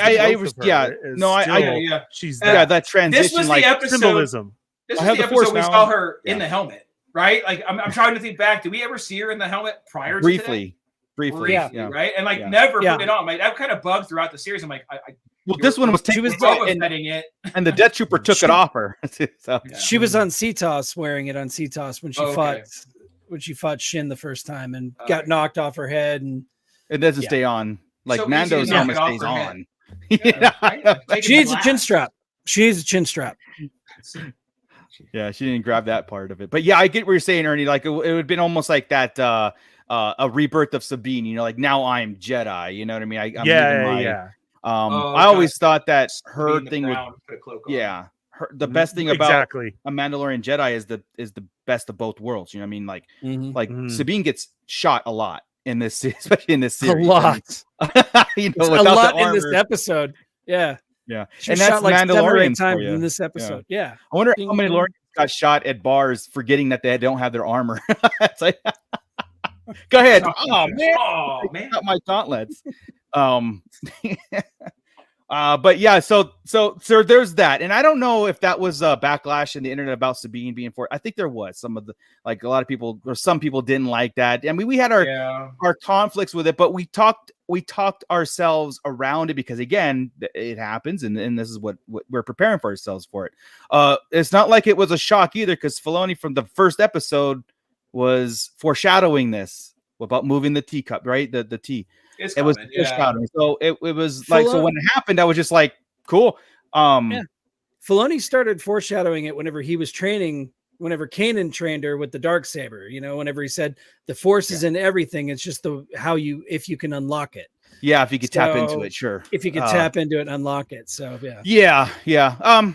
I kind of like, I sometimes I don't like that kind of characters where it just always just chalk it up to be we're just forced. I just like a good pilot, a good swordsman, a good this and that, not just like because they're force sensitive. Everybody's force sensitive. I just don't like that. That's the problem, and I can talk myself into it. It's both. I can talk myself into it because I could still say everybody, the force resides in everything and it penetrates everything, but the ability to tap into it is limited. Anybody can walk out on a baseball field and play baseball. Sure. Right, but not everybody can make it to the major leagues, right? Type of thing. So the Jedi are the major leagues. Everybody else is just feeling stuff and having deja vu and shit. Yeah. Well, Sabine's currently in what is it, single A league now? Yeah. She's learning. Graduated to like minor. I think she got pulled up with that push. That's right. The scouts noticed her. Double A now, or she might be in the bigs with that. That was life or death there. That was second round draft pick. Maybe I do love that Ezra kind of smirked when he did it. At first he was like, "What?" And then he smirked. He's like, "Well, F it, let's do this." I like Ezra's attitude always. Ezra is fantastic. Yeah, nice. Yeah. Gordon hitting us with a $10. Gordon, thank you so much with a super chat. Sabine needs a cool artsy Jedi cloak if she's going to be a real Jedi. It's 100%, and maybe all of Ahsoka's gray garb will go to Sabine because she doesn't need it anymore. So she'll be a Sabine the gray, and then Ahsoka the white. Yeah, but she does have to spray paint it up, make it match her outfit. Oh, that's absolutely a purple and orange. So take the light one, be able to fix it up and arts it. Oh man, that's gonna be wild, right? Nice. Yeah. Thank you so much, Gordon, for that, man. That was much appreciated. Much appreciated. All the talk of the Lord of the Rings too. This episode had more Lord of the Rings imagery in it than just about any other episode we had. We have Ahsoka and Sabine riding wargs into battle, or we've got them riding wargs. We have giant statues that All we need is that music. Oh, exactly. Did you find a screenshot of the light? Because the light's there. Let me see real quick. It should be one of the last ones. There. Right there. You can see it. Now there's a close up of that as well. That's brighter, but that's the one I wanted to use just because he's looking at it. He's on the finger. It's pointing at it. Oh my god. Yeah. All right. Let's. Okay. It's pointing right at it. Yep. Yeah. And look at that cloak. That is so Lord of the Rings right there. There's like 4 cloaks on it. That's another thing. I didn't notice that ever because he never wears his cloak. Like animal hides. Yeah. I took it as a bunch of Jedi cloak or people he's killed and he made a. Oh no! I thought I saw fur on it. That's why. You're probably smart. Yeah. Well, definitely, but still. Damn. Well, that's just given, but like it's Grievous's, but more fancy. Like I don't want your clothes. I want your clothes. Yeah.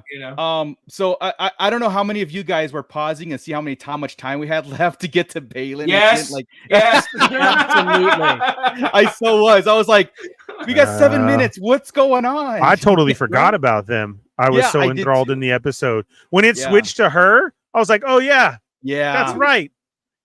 I'm like, where the hell are Shin and Balin? Where's Shin? I had it in my head the whole time. I wanted it to start with them. I wanted it to end with them. Yeah, dude. Yeah. So I think there was some sort of time jump when we get to here that the closing, like when this series ended, it went to like a series of things. It went to Dathomir. It went to like the Chimera with the caskets. It went to Shin. And these things like that, it reminded me very much of episodes 3 ending, how it went to like Alderaan, Tatooine, Darth, with the Death Star, Darth Vader and Tarkin. It kind of had these sequences and almost like a time jump in this sense. I don't know how much, but I would only think a few days. I thought about that earlier. And it could be a few days, because right away they're on Dathomir, and it took them a lot more time to travel through that hyperspace. But I saw somebody in the chat was talking about like Shin. Why didn't she go back to Thrawn? Like I said that I asked that last week. I said, oh, she's going to Thrawn, and Scott said no, she's probably going to Balin. And I was like, you know what? After thinking about it, she's probably like, well, if Thrawn's plan is to leave, I'm stuck here. I'm stranded. The stormtroopers took off. I'm wandering here alone. I'm not going to make it in time. I'm going to go find Balin. We're both wrong. Well, no, she went to go find Balin. Yeah. No. No, What happened was he sent her off to join her new empire. No, I know that. Not Thrawn's empire. She's about to start a Sith empire, like that kind of thing. Yeah. That's what With this those is about, guys. Yeah. not the empire.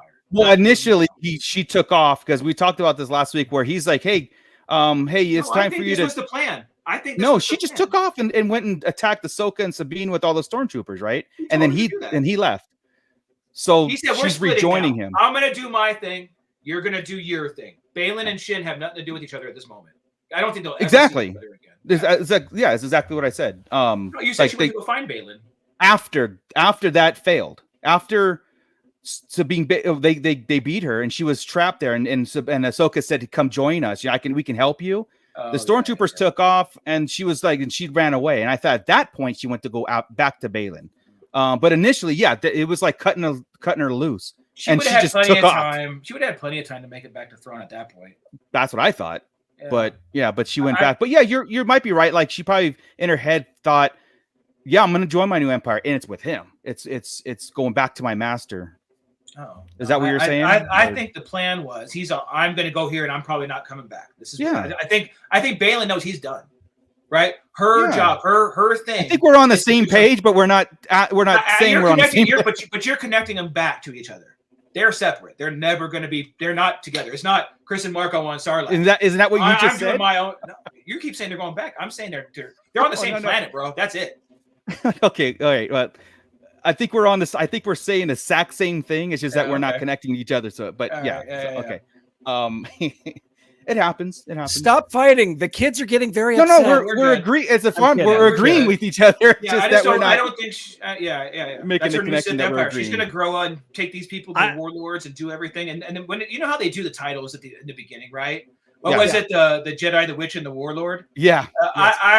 The Warlord's a two play. It's her and Thrawn. That's right. Like they do. There's plenty of Jedi, right? And Jedi is plural anyway. Right? Exactly. Yes. And there's plenty of witches going on right now. Which one are we talking about? I'm right. And she's a warlord now. Yeah, I agree. Which, by the way, was a rad title. It was. Absolutely. It was. Come on. As soon as that comes out, I'm like, get that out. Yeah, come on. Yeah, get the hell out of here. But okay, so let's talk about Balin and the statues and the beacon. Now that I see the beacon, I just didn't see it. Hey, look, guys. Now I know this is confusing to people. I know it is, and I don't know how much it again. But here's the great thing about Star Wars and this series, and this is why it's going to continue. I don't think anybody should worry about not continuing. They introduce these things. Yes, there are backstory and there are references. You can watch Clone Wars. You can read about and go into Rebels about the world between worlds and the statues. But introducing it like this should not be a problem. So if anybody's confused, I don't want them to be like this. I don't understand, because it will come to fruition. It will explain itself, just like the Ezra explained itself, just like who Ahsoka was. So being all these people. So it's the desire that people have for instant gratification, and they want everything now. And if it's not handed to them on a silver platter, they get pissed and they start talking crap about Star Wars. And it's sure, it's all there. And if you just have some patience, you'll get all the answers. Yeah. To that point, this is the first show I haven't worried about my theory crafts. I agree. Me too. About anything. I haven't even worried about Heir of the Empire at this point. Right? Because it was handled so well and every episode was so good to me. I could care less. Every week I'm like, just show me what you got. Let's do it, Filoni. Yep. Julianne saying, do you think this is the lead off to the upcoming movie and the start of the Jedi Order? This is definitely the beginning. It's twofold. It's going to progress. It's going to go into whatever Balin and how he's using this, whatever's in that beacon, and either that's a warning of the statues, or that's a direction to what's being, what's there. It's definitely something, again, it's going to carry over and then until that movie. Yes. And that's why I was like, don't anybody who's confused about, like, when we bring up Mortis and when people are bringing up the father, the son, and daughter, it'll all happen. We try to like bring it, front. It will help if you went back and watch, Clone Wars and Rebels, but that's a chore, man. It is. But you know what? Even on Rebels, if you hadn't watched Clone Wars, when Sabine and that, I forgot his name right now, but the little creepy guy, we're talking about the Mortis gods. There was backstory there too. That if you hadn't watched Clone Wars, then you understood kind of what was going on. So next series, Ahsoka 2, when we get back to these guys, there'll be backstory where we're going to understand it. When they get to the Mother or Abeloth, when they get to that point, there'll be backstory explaining what's going on. We're going to hear it from everybody we're going to hear from Dathomir, like the Night Sisters. We're going to hear it from Thrawn. We'll hear it from Ezra. We'll hear it from Balin. It's all going to come full circle, and it's going to be amazing. So here's my thought: is there access on Peridia to the world between worlds? Because we've seen Ahsoka in the world between worlds with Morai there. Morai didn't fly into that portal with Ezra.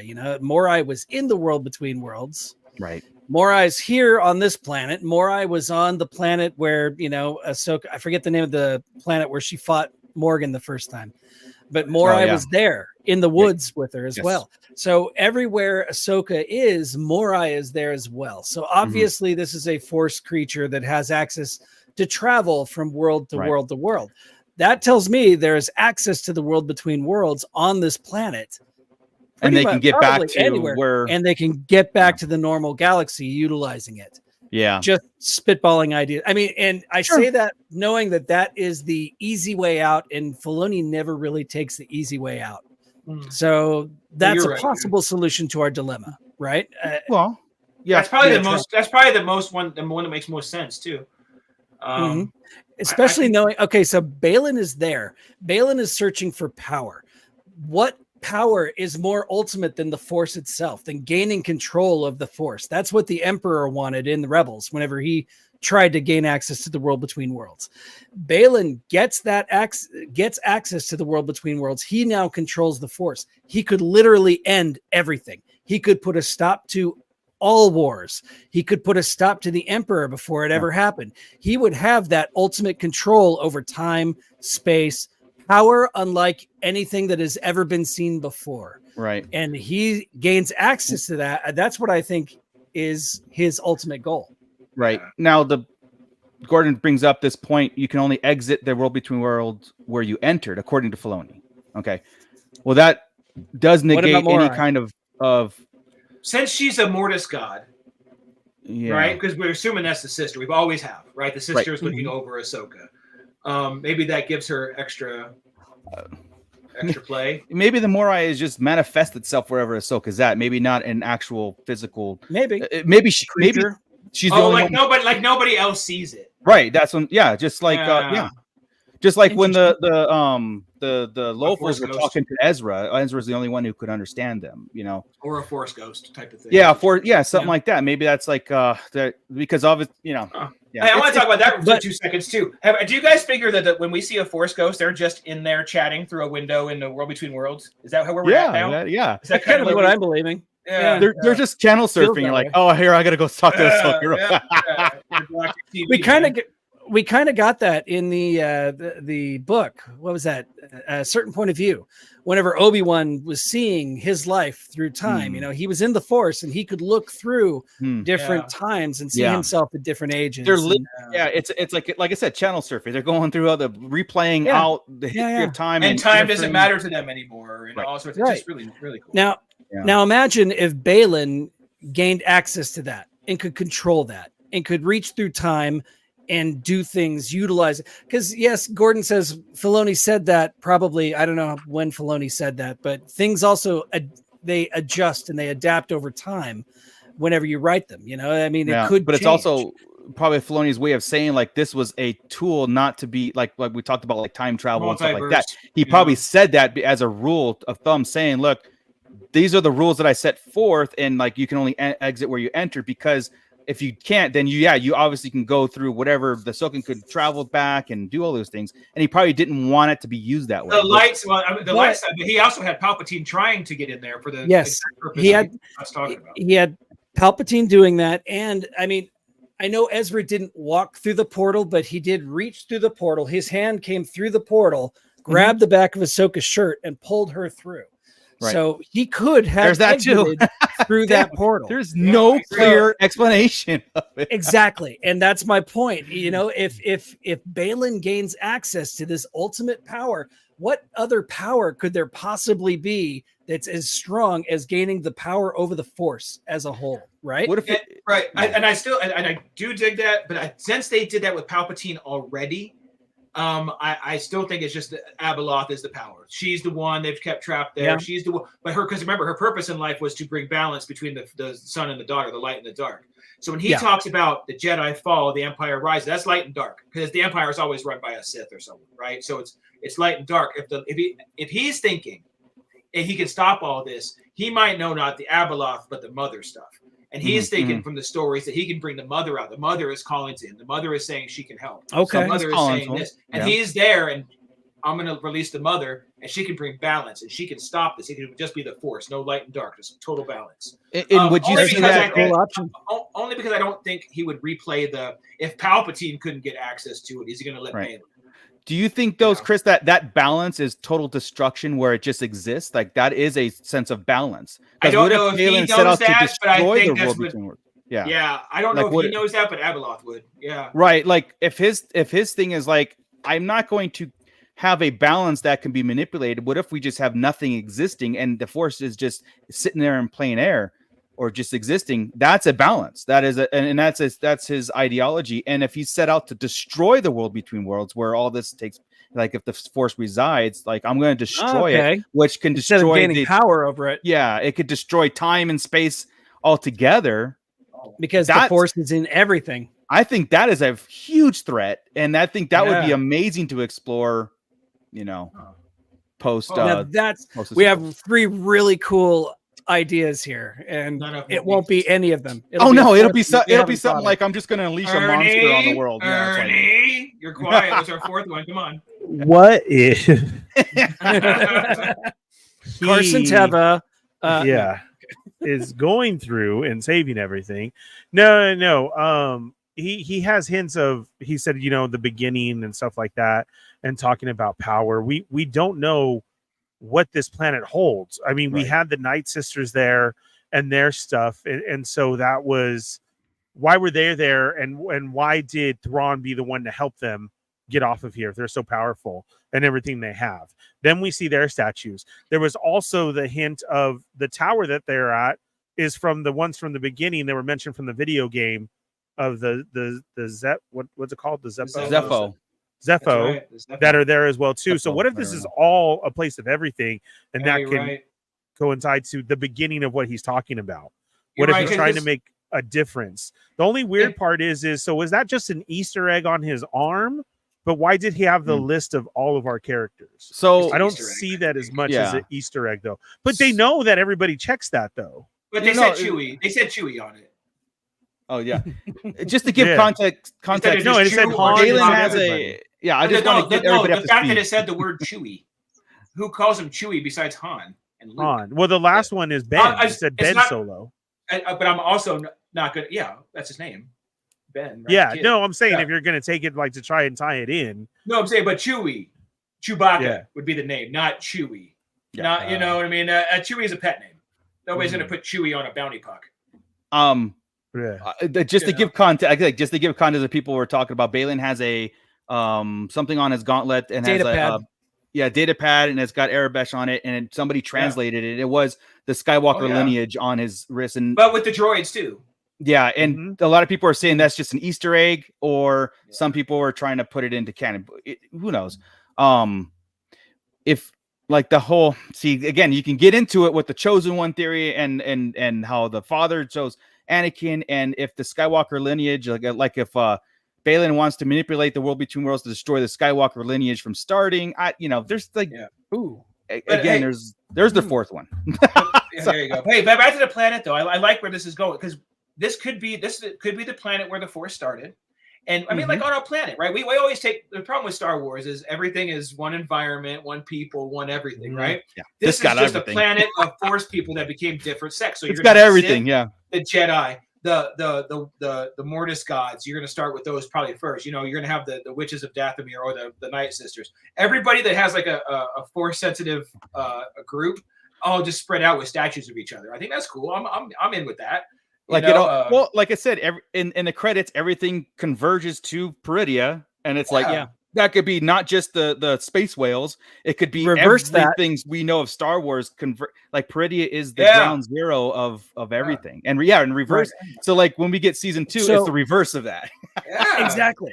So the idea of so this was the ship that came from wherever that brought Force users. Nice Imperial symbol in the middle there. Yeah. Right. Imperial symbol on there. You've also got and this is Mortis. So there is definitely a link there. There is, well, not definitely, but there's a possible link there, you know? So a pyramid in space or diamond in space is like a very good coincidence. And if Peridia, like I said, if Peridia is the ground zero of the Force, of life, of everything, and it's the projection of everything that we've known, and Balin, and again, it's all about the fairy tale stories and how it becomes into myth. I think it's how everybody took it. The Night Sisters uses magic. The Jedis or the Father uses the Force, right? And like, even they're going to show us all of this stuff. Yeah, even Balin said that the Night Sisters makes it real. Like he said it so the like what do you say? Yeah, he said that the Night Sisters kind of makes the fairy tales like true. They weren't just dreams. The title of the one, Dreams. These Night Sisters have been there forever. Yes. Right? Yeah. It reeks of Jedi. She knows Jedi. Yeah. So Jedi have been on that planet. Yes. So because these guys have been there a long time. Yeah. So I had a train of thought. It just derailed. Please continue while I try to bring it back on the tracks. Now, when you say Jedi with the Night Sister, are you talking about like the light side? Yeah, it has to be. Jedi's light, Sith is dark, right? So but Jedi is an ideology. It's like it reeks of light side, and there are dark magic users. So, but the only way she would know that is if she came in contact with a Jedi prior. How would she know the term Jedi anyway? Yeah. How would she know the term Jedi or what they smelled like? Yeah. Jedi. So Jedi. Exactly. I was thinking that same thing. Yeah. What if in upcoming Tales of the Jedi animations we start getting the fairy tales of the ancient times? Please. Wouldn't that be incredible? I mean, we don't need any more Ahsoka. We've got Ahsoka from birth to where she's currently at, right? Yeah. We got everything there. We're cool there. Well, there was that week in I know, right? Right. We got that with young Ahsoka. We got it, but what if in Tales of the Jedi we start getting this animation that explores the ancient times? I would love these fairy tales with Hu Yang being the narrator of every episode. Hu Yang has to be in everything from now on. I mean, right? Yes, absolutely. Every episode with him saying a long time ago in the galaxy far, far away. I could only hope. There is so much to unpack about that final scene, about the Mortis God statues. Because that beacon, whatever that is. Beacon. Now, like I said, I wasn't even noticing. It's flashing. Beacon. Yeah. It's flashing. I gotta go watch it again. I did not notice. Man. It's not a solid light. It's flashing. Yeah, so it's brighter. Thank you for bringing that up. That would have way brighter. Yeah. Yeah. I would have never. I would have been like, what the hell are they talking about? A beacon? Yeah. What is the beacon if something is lit on Lord of the Rings? Someone lit the beacon. It was just like that. That's why I was like, what's he? Oh, it was crap. Well, that's cool, man. I didn't even, like I said, again, maybe I was just crying too much and just like, I can't do it. Tears in his eyes. Yeah. Yeah. My eyes, like I said, my eyes were doing things funny. I don't know what was happening, but it's such a, but I didn't see that coming at the very end there with like, oh my God, that's the Mortis, those are the Mortis gods. We say Mortis gods because that's the planet they were on. They're ancient. The ones or the Mortis gods. Those are the ones. Yeah, I think they're called. Yeah, and so we'll just refer to them as like that because that's the series. The Mortis Father, the Son, and the Daughter. Yeah, right, that's what they're called as a group. Is the Mortis gods or the ones? That's it. And this is what they showed first. And I'm like, oh my God, is that the Father? And then they pan out, and it's like, oh my God. All three of them. Yep. All three of them. Yeah, Yep. and then Morai's there too, which just kind of links it to the Mortis. If you, dear listener, have not watched the Mortis arc in Clone Wars, do yourself a favor. Go watch it. It's weird. It's wild. Liam Neeson is in it. He actually reprises his role as Qui-Gon for the first time. It's incredible. And it's spoiler, main characters die. Yeah. And this is and they talk about the whole series. Yeah. There is feuding in there. And there's when revelation that has died before. It's the Vader revelation, right? It's foreshadowing Vader really hard in that one. It's so good. Yeah. So good. What the Mortis arc did is what the original Clone Wars cartoon, the miniseries cartoon with the trials that Anakin went through and saw him become Vader. Well, that's what the Mortis arc did. Dave Filoni rewrote it to be like, there's the premonition, there's the foreshadowing of how dangerous this guy is. And didn't Ahsoka see it too? Ahsoka saw it too. Okay, so the hard part about that is they all were. Remember, they were part of it, but then they were supposedly forgot. But also through that watching, something happens, and is that person the only one who knows exactly what happened, and the other ones don't? So that's nobody remembered it. Their all came out when they left Mortis. It was like they just forgot everything. Yeah. I know, but as we see space owls everywhere all the time, why is that? And the smile. I feel like Ahsoka know that. Did they remember being? That's what I'm saying. That's what I'm saying. Because Ahsoka died there, and the daughter brought her back. Okay. Okay, I wasn't gonna say that in case they hadn't watched Mortis. Me too. That's what I was trying to get around it. But man, since Ahsoka did die and got brought back, right? Well, we've mentioned that Ahsoka has died before, and this is what we mean by when we say she's actually died before. And the daughter gave her essence to bring Ahsoka back. So that's why she gave her life. Yeah, she's the daughter. That's why she can see the Morai. Yeah, I think when she sees the Morai, that's her. She's supposed to be where she is. So as her and Sabine are there, they talk about it, and you see it. She turns and nods to it, like, "Okay, everything's going as planned." And she says to Sabine, "We're exactly where we need to be." Yeah. I like that. Right after that's that, right? Exactly. And that's why I feel it. And then Anakin, who knows it all right now, is nodding, like, "Okay, here we go." Yeah, you know, you guys, and that's why I think Ahsoka's never leaving Peridea. That's why I think it's because it's going to go into that as well too. Yeah, right. There's a reason, and it has to be correct. There's a reason why Filoni said Ezra's back here, Sabine and Ahsoka are here, and then they will have their stories. So the Mortis arc, season 3 of the Clone Wars. It's 3 episodes. The episode Overlords, Altar of Mortis, and the Ghosts of Mortis.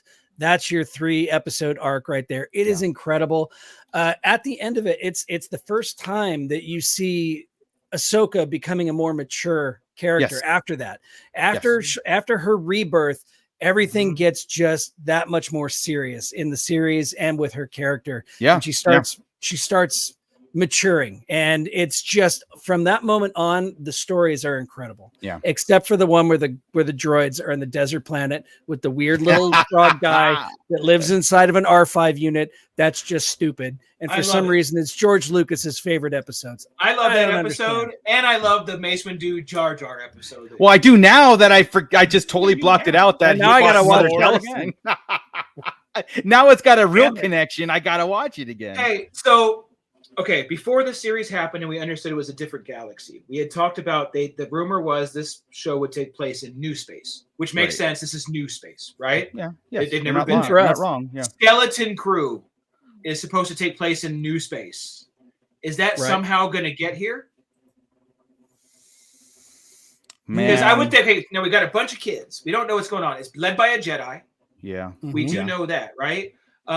Do we? Is it? Yeah, he's a Jedi for sure. Jude Law, yeah. Jude Law's a Jedi. And when does it take place? Same time. This time period? The same Mandoverse, yeah. Because those pirates that we dealt with in Mando will somehow play a part. That's right. Yeah. Okay. Not Shar anymore because he's dead, but the other one. Yeah. So I'm just trying to wonder if they're going to somehow get here. They're going to be in new space away from the galaxy, and how would they get here and what would go on? I don't want to theory craft it right now. But we got to keep that in mind that's going to connect here and possibly connect or save Ahsoka or you're right when you because we're only making that connection because of the new space thing and Peridea essentially is for us. It is new space.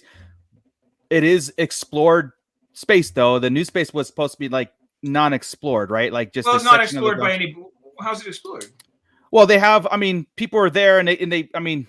they have I don't think they maps mean it was now and- unexplored in their galaxy. It's unexplored for us. Well, We've if all never the touched yeah, the for us galaxy, as viewers, sure. That's why I'm like I said. Yeah, But we've never in I thought new space in Star Wars, like in the galaxy, would be like we just haven't seen that corner of the galaxy yet. But you're in right. the same galaxy. Yeah, Kind of like within the the same unknown galaxy. regions right there. Right, I did yeah, too. yeah. Right. I did too. Kind Like of it was like a that. border. Like you got Yeah. the Yeah. outer rim, and then. But you're right too, in a sense. Like what pretty is new space for us. So we've this is all new. We didn't even know other galaxies really like kind of existed in Star Wars. The day she did that map, dude, I'm like, the hell just happened? You know, right? It's like, oh my god.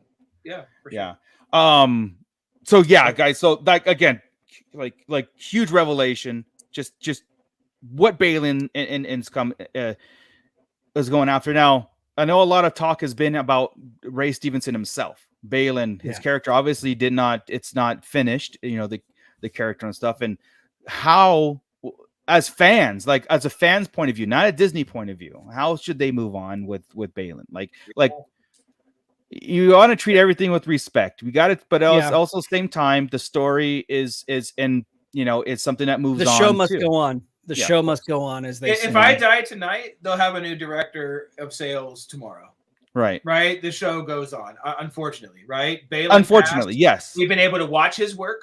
It's been fantastic, and it is universally loved. I have never seen a negative thing about Balin, and I would never will. That is probably one of the best Star Wars performances we'll ever see. Hands down. The only negative is it ended. The only negative is that he can't do it anymore. So after that, you have to get somebody that can at least act and wants to be in Star Wars. What I've seen going around and what works for me is Liev Schreiber. Right. I'm completely in. You put a beard on him and he's almost identical. He'd have to work the voice and the cadence, but Liev Schreiber kind of has a lower and slower. He's an actor. He could do it. Right? Yeah, exactly. And then you worry, and I'm all, oh man, but can he fight like Ray Stevenson? I'm all, why not? He was Sabretooth. Does he even have to fight at this point? Too. Yes. Like the story doesn't. I mean, just saying, like the story going forward is him unleashing stuff. No one's gonna, in my head, no one's challenging him. But again, they could easily 2 episodes where he finds it, opens it up, goes through it all, and then eventually when they get what they want, whoosh, there goes Balin. I know Gerard Butler has been thrown around too. I mean, that's where someone really has to try to look like and Russell Crowe. I don't see Gerard Butler in the role, but I love everything Gerard Butler has been in. So not taking anything away from him, but that would be a stretch. It's a stretch. Now, so we'll see. We'll see if they actually if they write his character out of it, like where they're forced to. His path is the same, but his interference with it or his interaction with Balin's path has to be limited, and most likely that's probably what they're going to do. What if whatever happens, whatever he unleashes, hits him and changes him in some way? It could Gerard Butler like into a girl. into a female. I mean, this is where their roles masked, some kind of masked being. That's true too. Or Shin takes over that role, right? Like, or Shin takes over that. Like, there might be a scene where like they're like all the plan is revealed, and something happens to Balin. Now Shin has to take the torch and do it. She buys into it and does it, which I actually do see Disney going or Lucasfilm going that route, like having Shin taking that role moving forward. I see Shin eventually taking the Mara Jade role. She'll be back in regular space. She'll hate that she's a bad guy right now. I wouldn't mind it. She will have to work with the good guys for something because Abeloth gets unleashed. Yeah. She will at some point either have to work with Ezra or work with Skywalker and eventually end up with him at the temple. Let's go. Like Abeloth is some kind of a not a parasite. It's not the right word, but some kind of like a symbiote with Balin. Shin knows Balin's fighting style. Maybe she's the only one that could fight again. I don't know. I'm making shit up. I'm throwing it at the wall. It's all like it's there's not enough for us to like no, this is just bullshit. When you hear about it really is. Yeah, because he gave us so much information, but it's so everything can go 5 different ways or more. And it does. Yeah. That's the thing. And everything we say, and I just gotta get to the point again where it was this whole series. Just do it, man. Yeah. Just give it to us. Except who knows when it's going to be done? It's so we're so we far got 2 behind shows now. between then, 3 shows: Acolyte, Skeleton Crew, and Mando. Before we ever get to this, so that's at least 3 years or 2 years. Yeah. Ernie, what's the time frame on that, man? What you got? Are they taping Ahsoka 2 right now? I didn't get an after credit scene. Is it official yet? I mean, come on, they got to announce it soon. It's not official. There's nothing official. They can't announce anything like that. I predict within a month that we will get an official announcement of a season 2 moving forward. I think. Funny, I would have said by Friday. Oh yeah, I mean, well, I said within, so 30 I get it. I'm going to say by Friday. I think we're going to obviously. I think everybody's going to be bugging about it. Yeah. Writers just got off strike. Actors are still striking. Pushed everything correct. Yeah. Nothing is officially done yet, so we can't. It's not going to be Friday. No, but the announcement of we're definitely doing a season 2. That's where I see it. I gotta say there's too much solidarity right now across to have that happen. So unfortunately. So okay. So that again. Closing with besides not closing with, but like in the closing moments of the season was Ezra's reunited with Hera. He escapes with Thrawn. They go back and Thrawn's on Dathomir and or going there, and the Night Sisters are all happy. And then we see the shuttle going into the New Republic fleet. Yeah, that's right. We're not done yet. I know. There's like we're still going to talk about Thrawn and Ahsoka. That's what I'm saying. There's 2 more major things I need to. But Ezra's reuniting with here with Chopper was very emotional for me because Chopper knew right away, and I didn't pay attention to what he was saying, but I kind of almost was trying to make out, is that you? Like right here he is saying exactly right what here, I heard. Is that you? Yeah. Ezra? Is that you, Ezra? I could have swore he said "what the f" when he was next to Hera, but that's just my so. Yeah, 100%. This was cool because this is Ezra's total trope, right? Like throughout Rebels. Yes. I'm gonna, number one, have somebody's helmet, but I'm gonna dress up as an Imperial to get out of another figure we need. Yep. Totally Ezra all day long. Two things.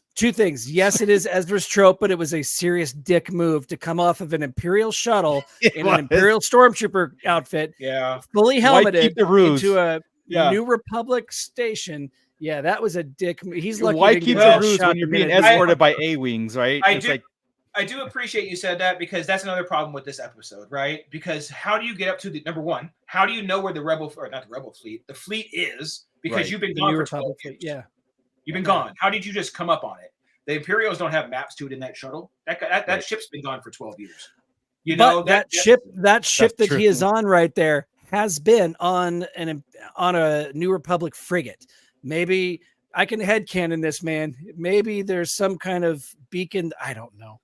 I'll give him, and he can sense Hera, maybe. But maybe once you get close, maybe. Shuttle. We need this is Ezra. Blow you out of the sky. Shuttle, or we're gonna put you in a tractor beam and blah blah blah. But maybe that did happen because look, the A-wings took off. He was being escorted. And Hera did meet him in there. I mean, Hera doesn't come out for anything, right? So I guess I'll take that. I'll take it happened off. You're right. It's all off screen. But it should have been this Ezra. Yeah. Bring Hera down. Why to Scott's Ezra point, being cautious. And Ezra or Hera being cautious with the security team, be like, okay, we got a call from a guy that claiming he's Ezra, but he comes off with the stormtrooper helmet on. But it was suspenseful for us. You know what I mean? That was Are the Jedi codes something that were in Balin's head whenever he projected the Jedi codes, or were Jedi codes programmed into the shuttle itself? Because remember the first episode, whenever the shuttle itself showed up, sir, they're showing Jedi codes. It's an older code, but it checks out. Exactly. So are those codes in the shuttle with that shuttle that has already rendezvoused with the ship from the fleet? I mean, you can headcanon around this. I'll take that. It felt like there was like there was an edited scene of him escaping Thrawn's ship and then getting his. I was okay with that. Not going to let a ship go. I don't think Thrawn would just let a ship fly without being pursued. Yeah, maybe they didn't. He did another thing you guys are missing, and he totally did the Ezra thing. Was that when he jumped on there and he finally made it? All he had to do was take out those two, and he took over the comm. Just like he did in the very first episode. And he called and he said, "Okay, thanks for the And a heads up. man. Yeah. So he Yeah. dressed in there immediately. So I don't think Thrawn Well, knew. No, But it's but like, when hey, the shuttle there- leaves. No. when the Shuttle shuttle you know? leaves.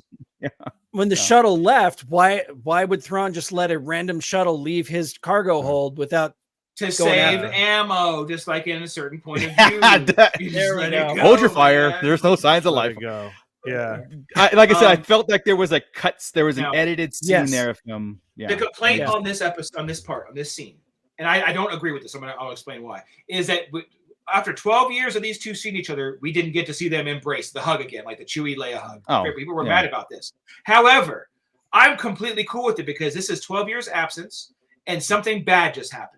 And they both can sense it. They don't know what to do, right? Ezra's kind of like smiling, like, hey, I'm trying to keep the mood light. Yeah. Hera's all Ezra, but it's flooding with her couple things.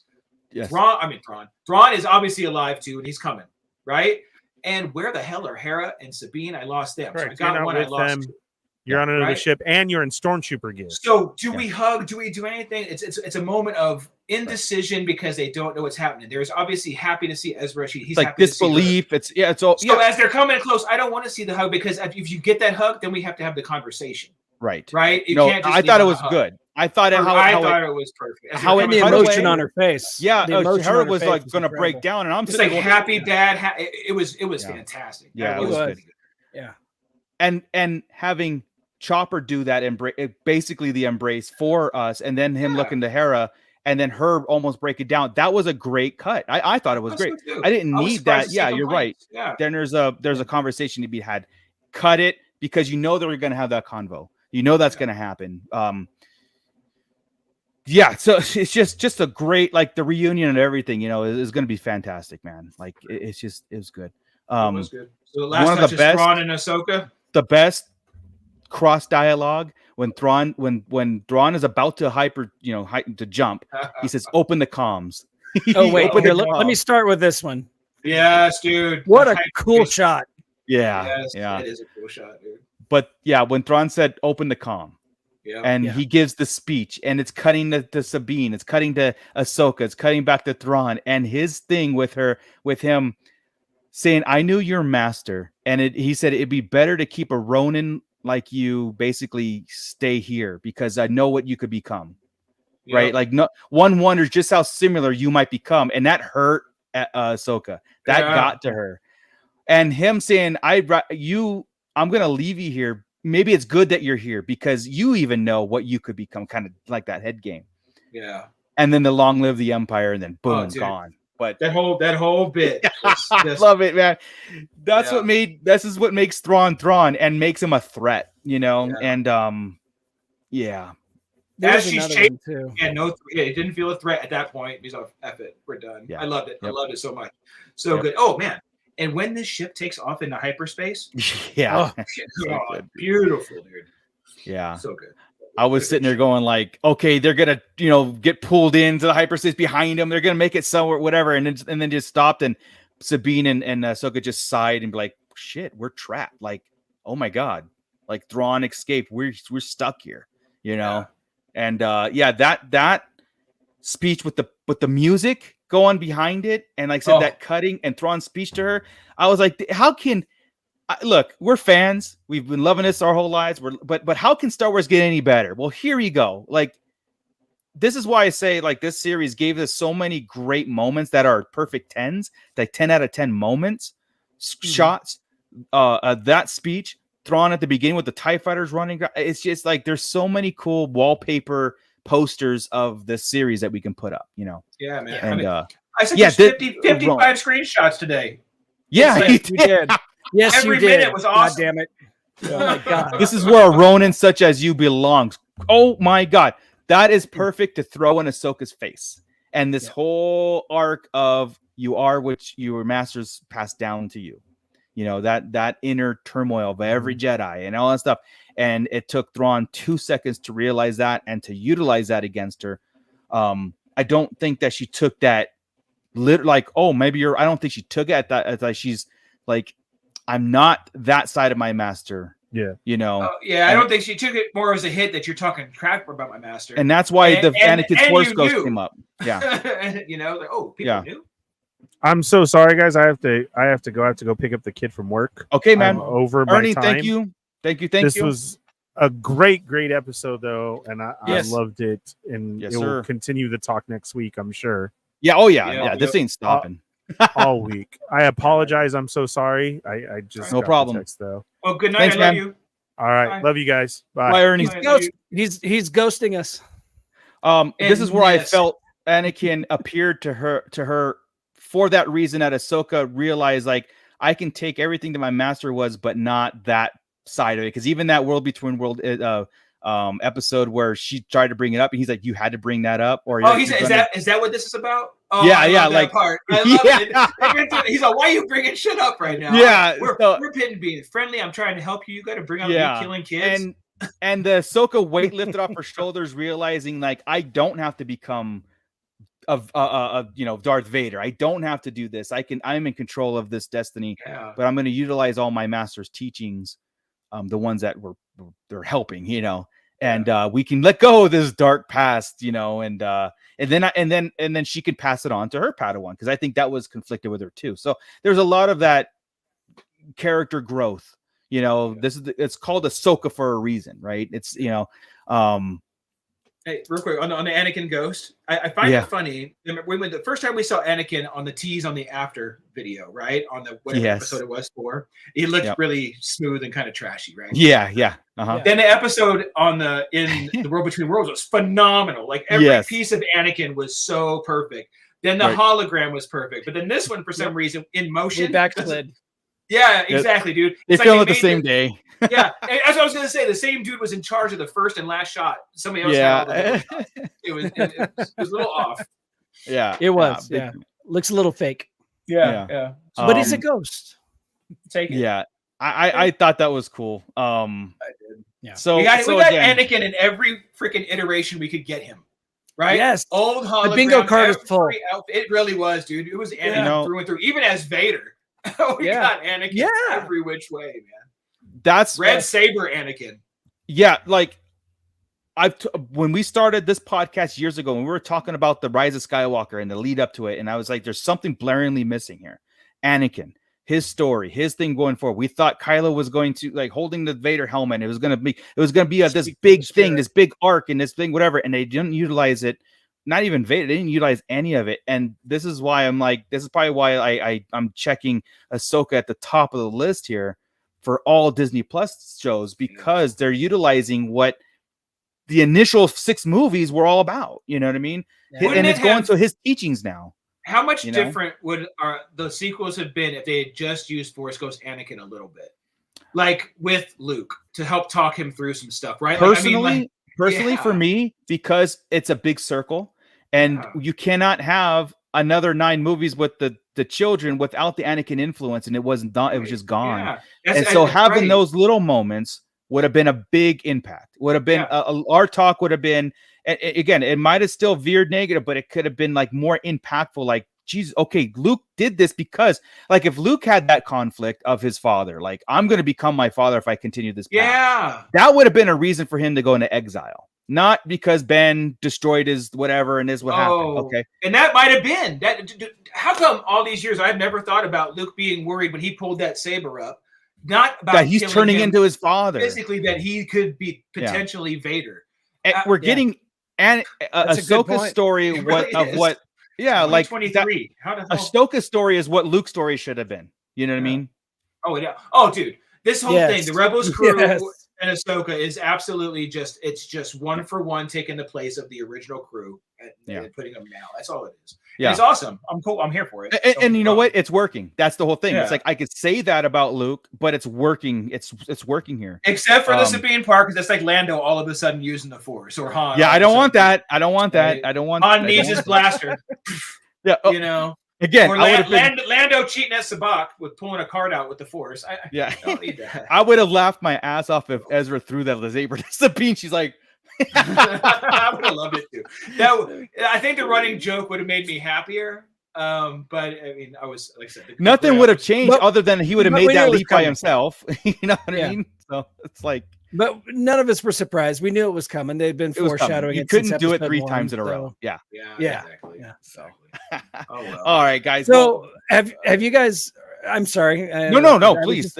I was going to ask, have you guys heard any negative backlash about the episode? Because the only thing I keep seeing over and over again is from people saying the whole series was poorly written, and I'm like, what are you talking about? What is poorly? And they leave written? it at that, right? It's poorly written. There's Goodbye. no explanation. You know what I mean? Like, And why? my point Give us is, some please talking explain to me. Please explain to me how your fan fiction would be so much better. A conversation Right? goes, you put up points, I put up points, and then we kind of either meet in the middle or there's agree to disagree. If someone comes and says it's poor writing and leaves, and then we have nothing to like counter, I like, well, I don't understand because of what part is poor. I'll just say it was great writing. That's right. Yeah. Yeah. Oh, And I'll leave. No, Exactly. What we do is we said, hey, it's an A+ series. And the next 2 hours is why it's an A+ series. Yeah. You know, we started this in Clone Wars episode 1, right? Yeah. Or we started this as far back as the prequels, right? Yeah. And the Clone Wars. This is just a natural progression of the storyline and of these characters, and it's just what science fictionary is saying. What is he? Yeah, I put there. it. We go. Yeah. I'm seeing a lot of poorly written, and a lot of it was slow and had too much filler that didn't push the show forward. What the hell are you watching? What are you? Yeah. Do us all a favor, you fools. Stop watching Star Wars. Yeah. You obviously don't understand it. It's above your mental capacity to understand. There was no side missions in this whole thing. Like, I got to get to A to get to B. It was like I said, the only exception was last week's when it was a slower crawl towards the finish line than the other ones, where it's like the speed up and it slowed down just so we can get here where it was a fast pace to the end. You know what I mean? And I don't get it, because what the end result to everything was, it was complete. Like I said, the show is called Ahsoka. We had a complete character reversal, 180 from the beginning of the series, how she was kind of distant and kind of torn and had these conflicted stuff, to the end where she was like, I get it. I understand my role now. Yeah. And this is what needs to happen. And that's a complete character, an advancement. Character development. It's character development. It's dude, I don't get it. And I think these people need to just finally, if Disney can do nothing, if Lucasfilm can do nothing that makes you happy, step away. I agree with it's a problem. Go watch DC. It's a problem with Instagram and Twitter influencers. Yeah. They have these popular pages that they make money on, and then they put up. I won't use the names, but they're like, I talked to you guys about it. But when you're a cosplayer and you make your life on it, and all you do is put up snarky memes, even if you think you love it, act like you love it, but you're like backhanded, like giving a opening for it. Yep. You've trained your following, which is very high. Into being negative about everything. So you go into those certain places, right? You go on these, and there's a couple of them on there that have really big followings, and they do the same thing. And you go in their comment section, it's just a shit fest. And it's like, you don't want to get involved in there because everybody's an asshole, right? Like 90% of them.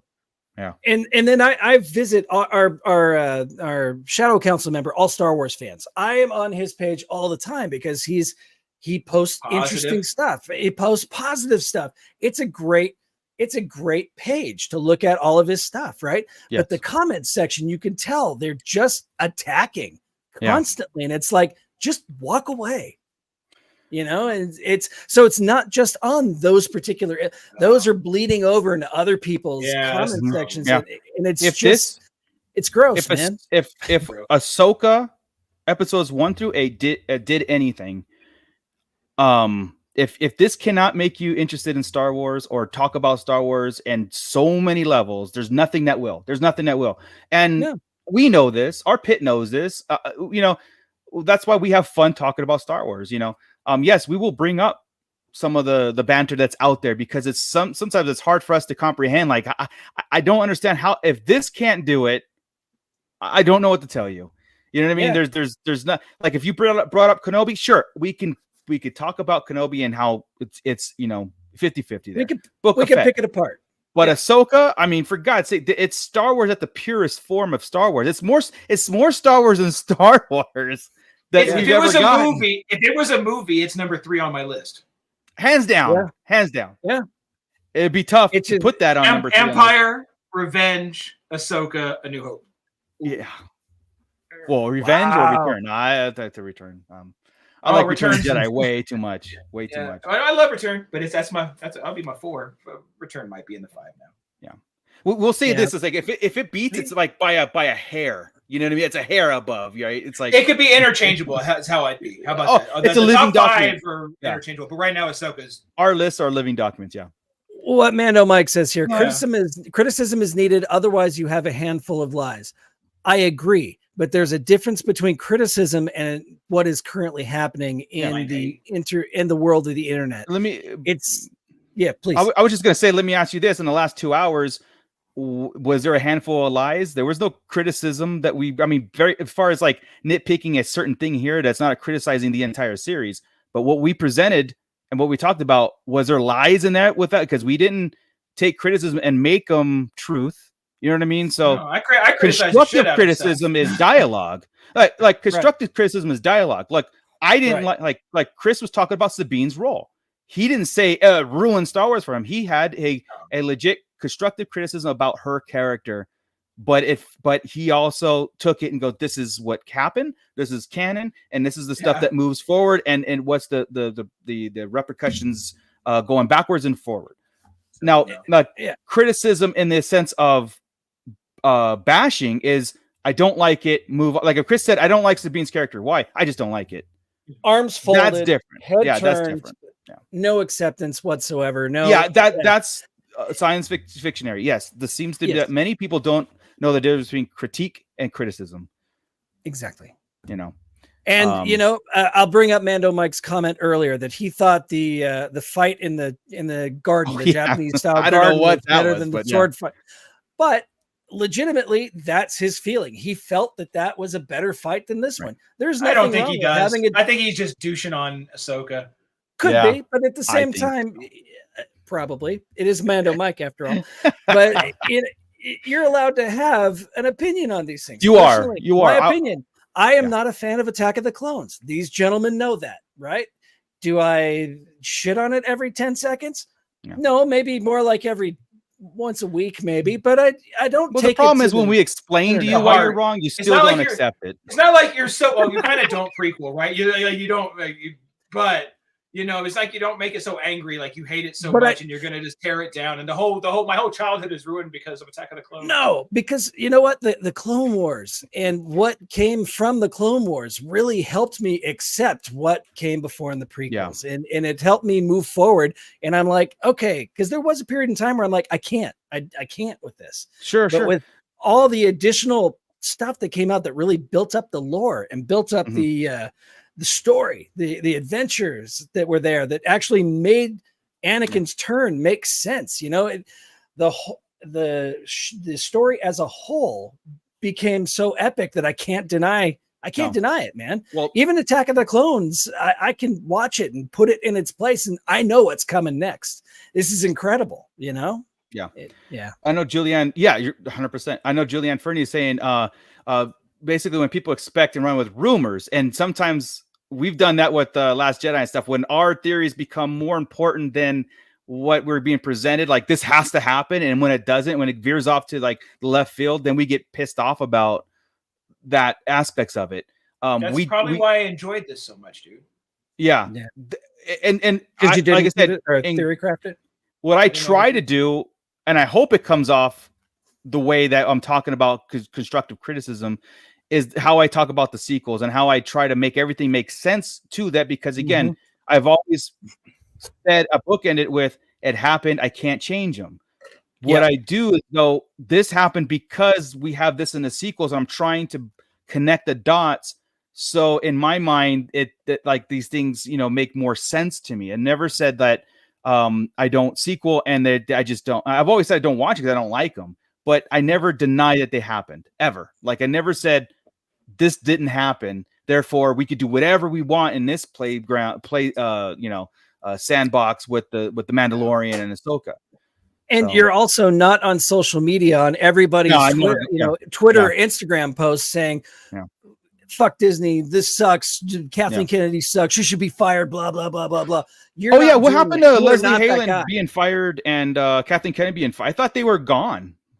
I don't We're know, like man. 6 months away from that rumor, and they're still there. I'm just saying. Isn't it amazing how Kathleen Kennedy, she's in charge of it. She's executive producer of everything. When something goes right, it's Dave Filoni is a god. It's Jon Favreau is a god. She's Kathleen just as Kennedy had responsible for nothing to do with Ahsoka it. as Favreau is for Mandalorian, and she gets no Filoni. credit for this. And Yeah. you know, because there's I don't hear a Kennedy crap on this. Not even about, and to be honest, it is a very, very, very female heavy right show. Yeah. Super female heavy. And I don't even hear that complaining, nor No. even complaining about Kennedy doing that. And in fact, the people that normally complain about Star Wars hasn't said a word. They're not even saying anything about. They're just like not exist. They don't talk about Star Wars at all because it's good. It's too good to talk about anything. It doesn't so matter they just ignore it. What gender or race or anything anybody is. The damn show is awesome. Yeah. Those guys are on Snow White drama. They're not even talking about Ahsoka. Dude, oh my God, it's every day. Let them have that. I'm on this. Yeah, Mando. Exactly. She's the end all be all. She's the one that greenlights all this stuff, and she's the one that the good, the bad, and the ugly. Yeah, she's the one that says Filoni, go for it, oversees it all, make sure it's okay to produce. It's not going to be blindly just like, no, I'm going to fight you on everything. I'm going to do my own thing. It might seem that way because there's two writing groups. I felt like there was at the beginning. Yeah. There's actually a great video of Dave Filoni, and I'm sure they'll just shit on it saying that, oh, that's him just playing to the man. But there's a great video of Dave Filoni talking about working with Kathleen Kennedy and of course, the creative license that she gives him and how she pushes him to write better stories and all that. And I'm like, this is great. Why don't other people need to watch this? But if they did, they probably just go, he's getting paid to say that. Of course. Yeah. He had a great interview. I don't know if I put it in there in our chat, but about how he made it to where nobody could touch Ahsoka or the Rebels characters, that they're just his and that he owns them basically. That's awesome. They can do whatever they want, but it's his world. It was a really cool interview if we can find that. Yeah. And I think that same interview, he said that he created them with George Lucas right here. Yes. Like side by side. Yes. Creating the characters. Like when Ahsoka was created, George Lucas says that's Anakin's apprentice. And Filoni said Anakin doesn't have one. He goes, that's Anakin's apprentice. Done. And so Filoni just took it. Yeah, that was great. So so guys, so I mean, we can go forever, and I do want to push it, close us out of here, but I also do want to kind of promote our future podcast going forward without a live show, because no way this conversation has ended. We've got to talk about the impact now, about how what the Ahsoka series presented and how it's going to impact everything that we've known. There's a lot. Yeah, there's a lot to explore. We still have Dathomir, Night Sisters. We've got the Mortis arc to really bring in a front. There's so much to explore. And the New Republic exists, and they're going to have to deal with this. There's no way around it now. That's right. They're here. We're going to talk about the impact of Thrawn's return. How is this going to happen underneath the nose? So there's a lot to tune in about. My mom is going to have to strategize against Thrawn. Here we go.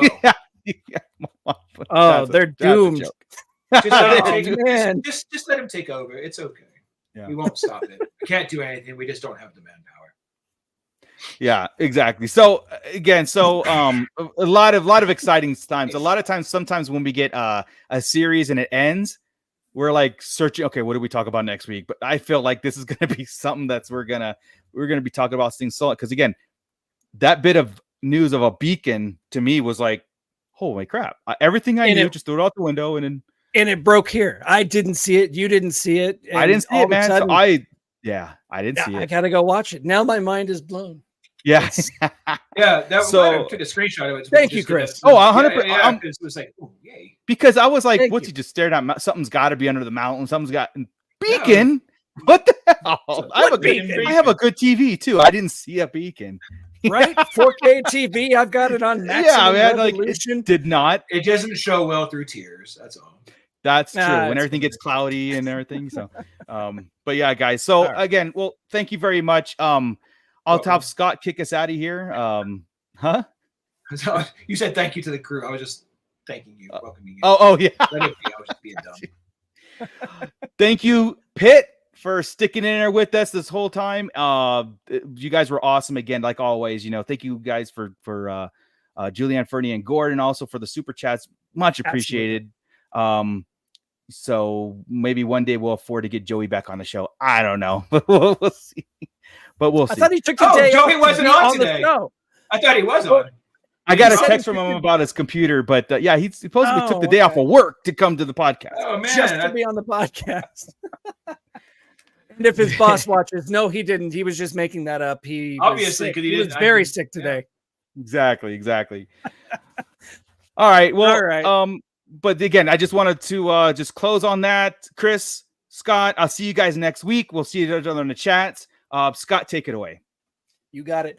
Thanks again, everybody, for joining us for tonight's episode. What a roller coaster ride Ahsoka was. I can't believe it's over. 8 episodes. This 8 episodes nonsense has got to stop. We need heftier, bigger seasons. But anyway, that's true. Check us out. We continue the conversation on our Facebook group, the Sarlacc Digest. No, wait, it's the Star Wars community presented to you by the Sarlacc Digest. So just look it up. Come on in, continue the conversation there. I want to give a big, humongous shout out to our amazing sponsor, Tashi Station Emporium. That's that guy right there. He is Tashi Station Emporium. He does amazing. Hello there. He does amazing things like this space wall right here, or these stands that the figures are standing on. Oh my God, look at this. Oh my God. Yes. So just log on to TashiStationEmporium.com. Use the promo code Sarlacc Digest, Sarlacc Digest or Sarlacc Digest podcast, and get 10% off your order. Also, consider joining our Shadow Council. The Shadow Council is our Patreon group. There are only 3 tiers. You can join at the $2 thank you. The $5 gets you the ability to vote on our upcoming shows. And you can also suggest shows too. So if you want to hear us talk about something and ramble on for 2 hours about a subject, just pop it in there and let us know what you think. Right now, we've got a 3 that people are voting on, a breakdown on who are the Night Sisters, theory crafting, how powerful would Anakin have been if he had won his duel with Obi-Wan, and number 3, a discussion on inconsistencies in the Star Wars timeline. So log on to patreon.com, join patreon.com, and cast your vote for that show. That'll be our last show of the month where we talk about whatever the winning topic is. So you could do that. Follow us also on Instagram, Sarlacc Digest Podcast. You can follow us on X or Twitter or whatever the hell it's called now as at the Sarlacc Digest. You can also, what else can they do? Follow Tashi Station Emporium. Follow Ernie the Fallen Fett. Follow Darth Dad 77. That's the guy who has mysteriously disappeared. That's Chris's handle on Instagram as well. So yeah, you know what? Just follow us. Come back next week. The show might be over, but our show goes on, and we've got a lot to talk about. So that's right. Yep. Like, subscribe, tell a friend. And there's Chris. Just in time shit. You're still talking? Yeah. Got anything to add? No, I was like, damn, if I come back, we'll be done. On that note, Scott, keep it nerdy, everybody. You had to be here to say goodbye. Bye. This is Grand Admiral Thrawn. You are listening to the Sarlacc Digest. What a fascinating play on words.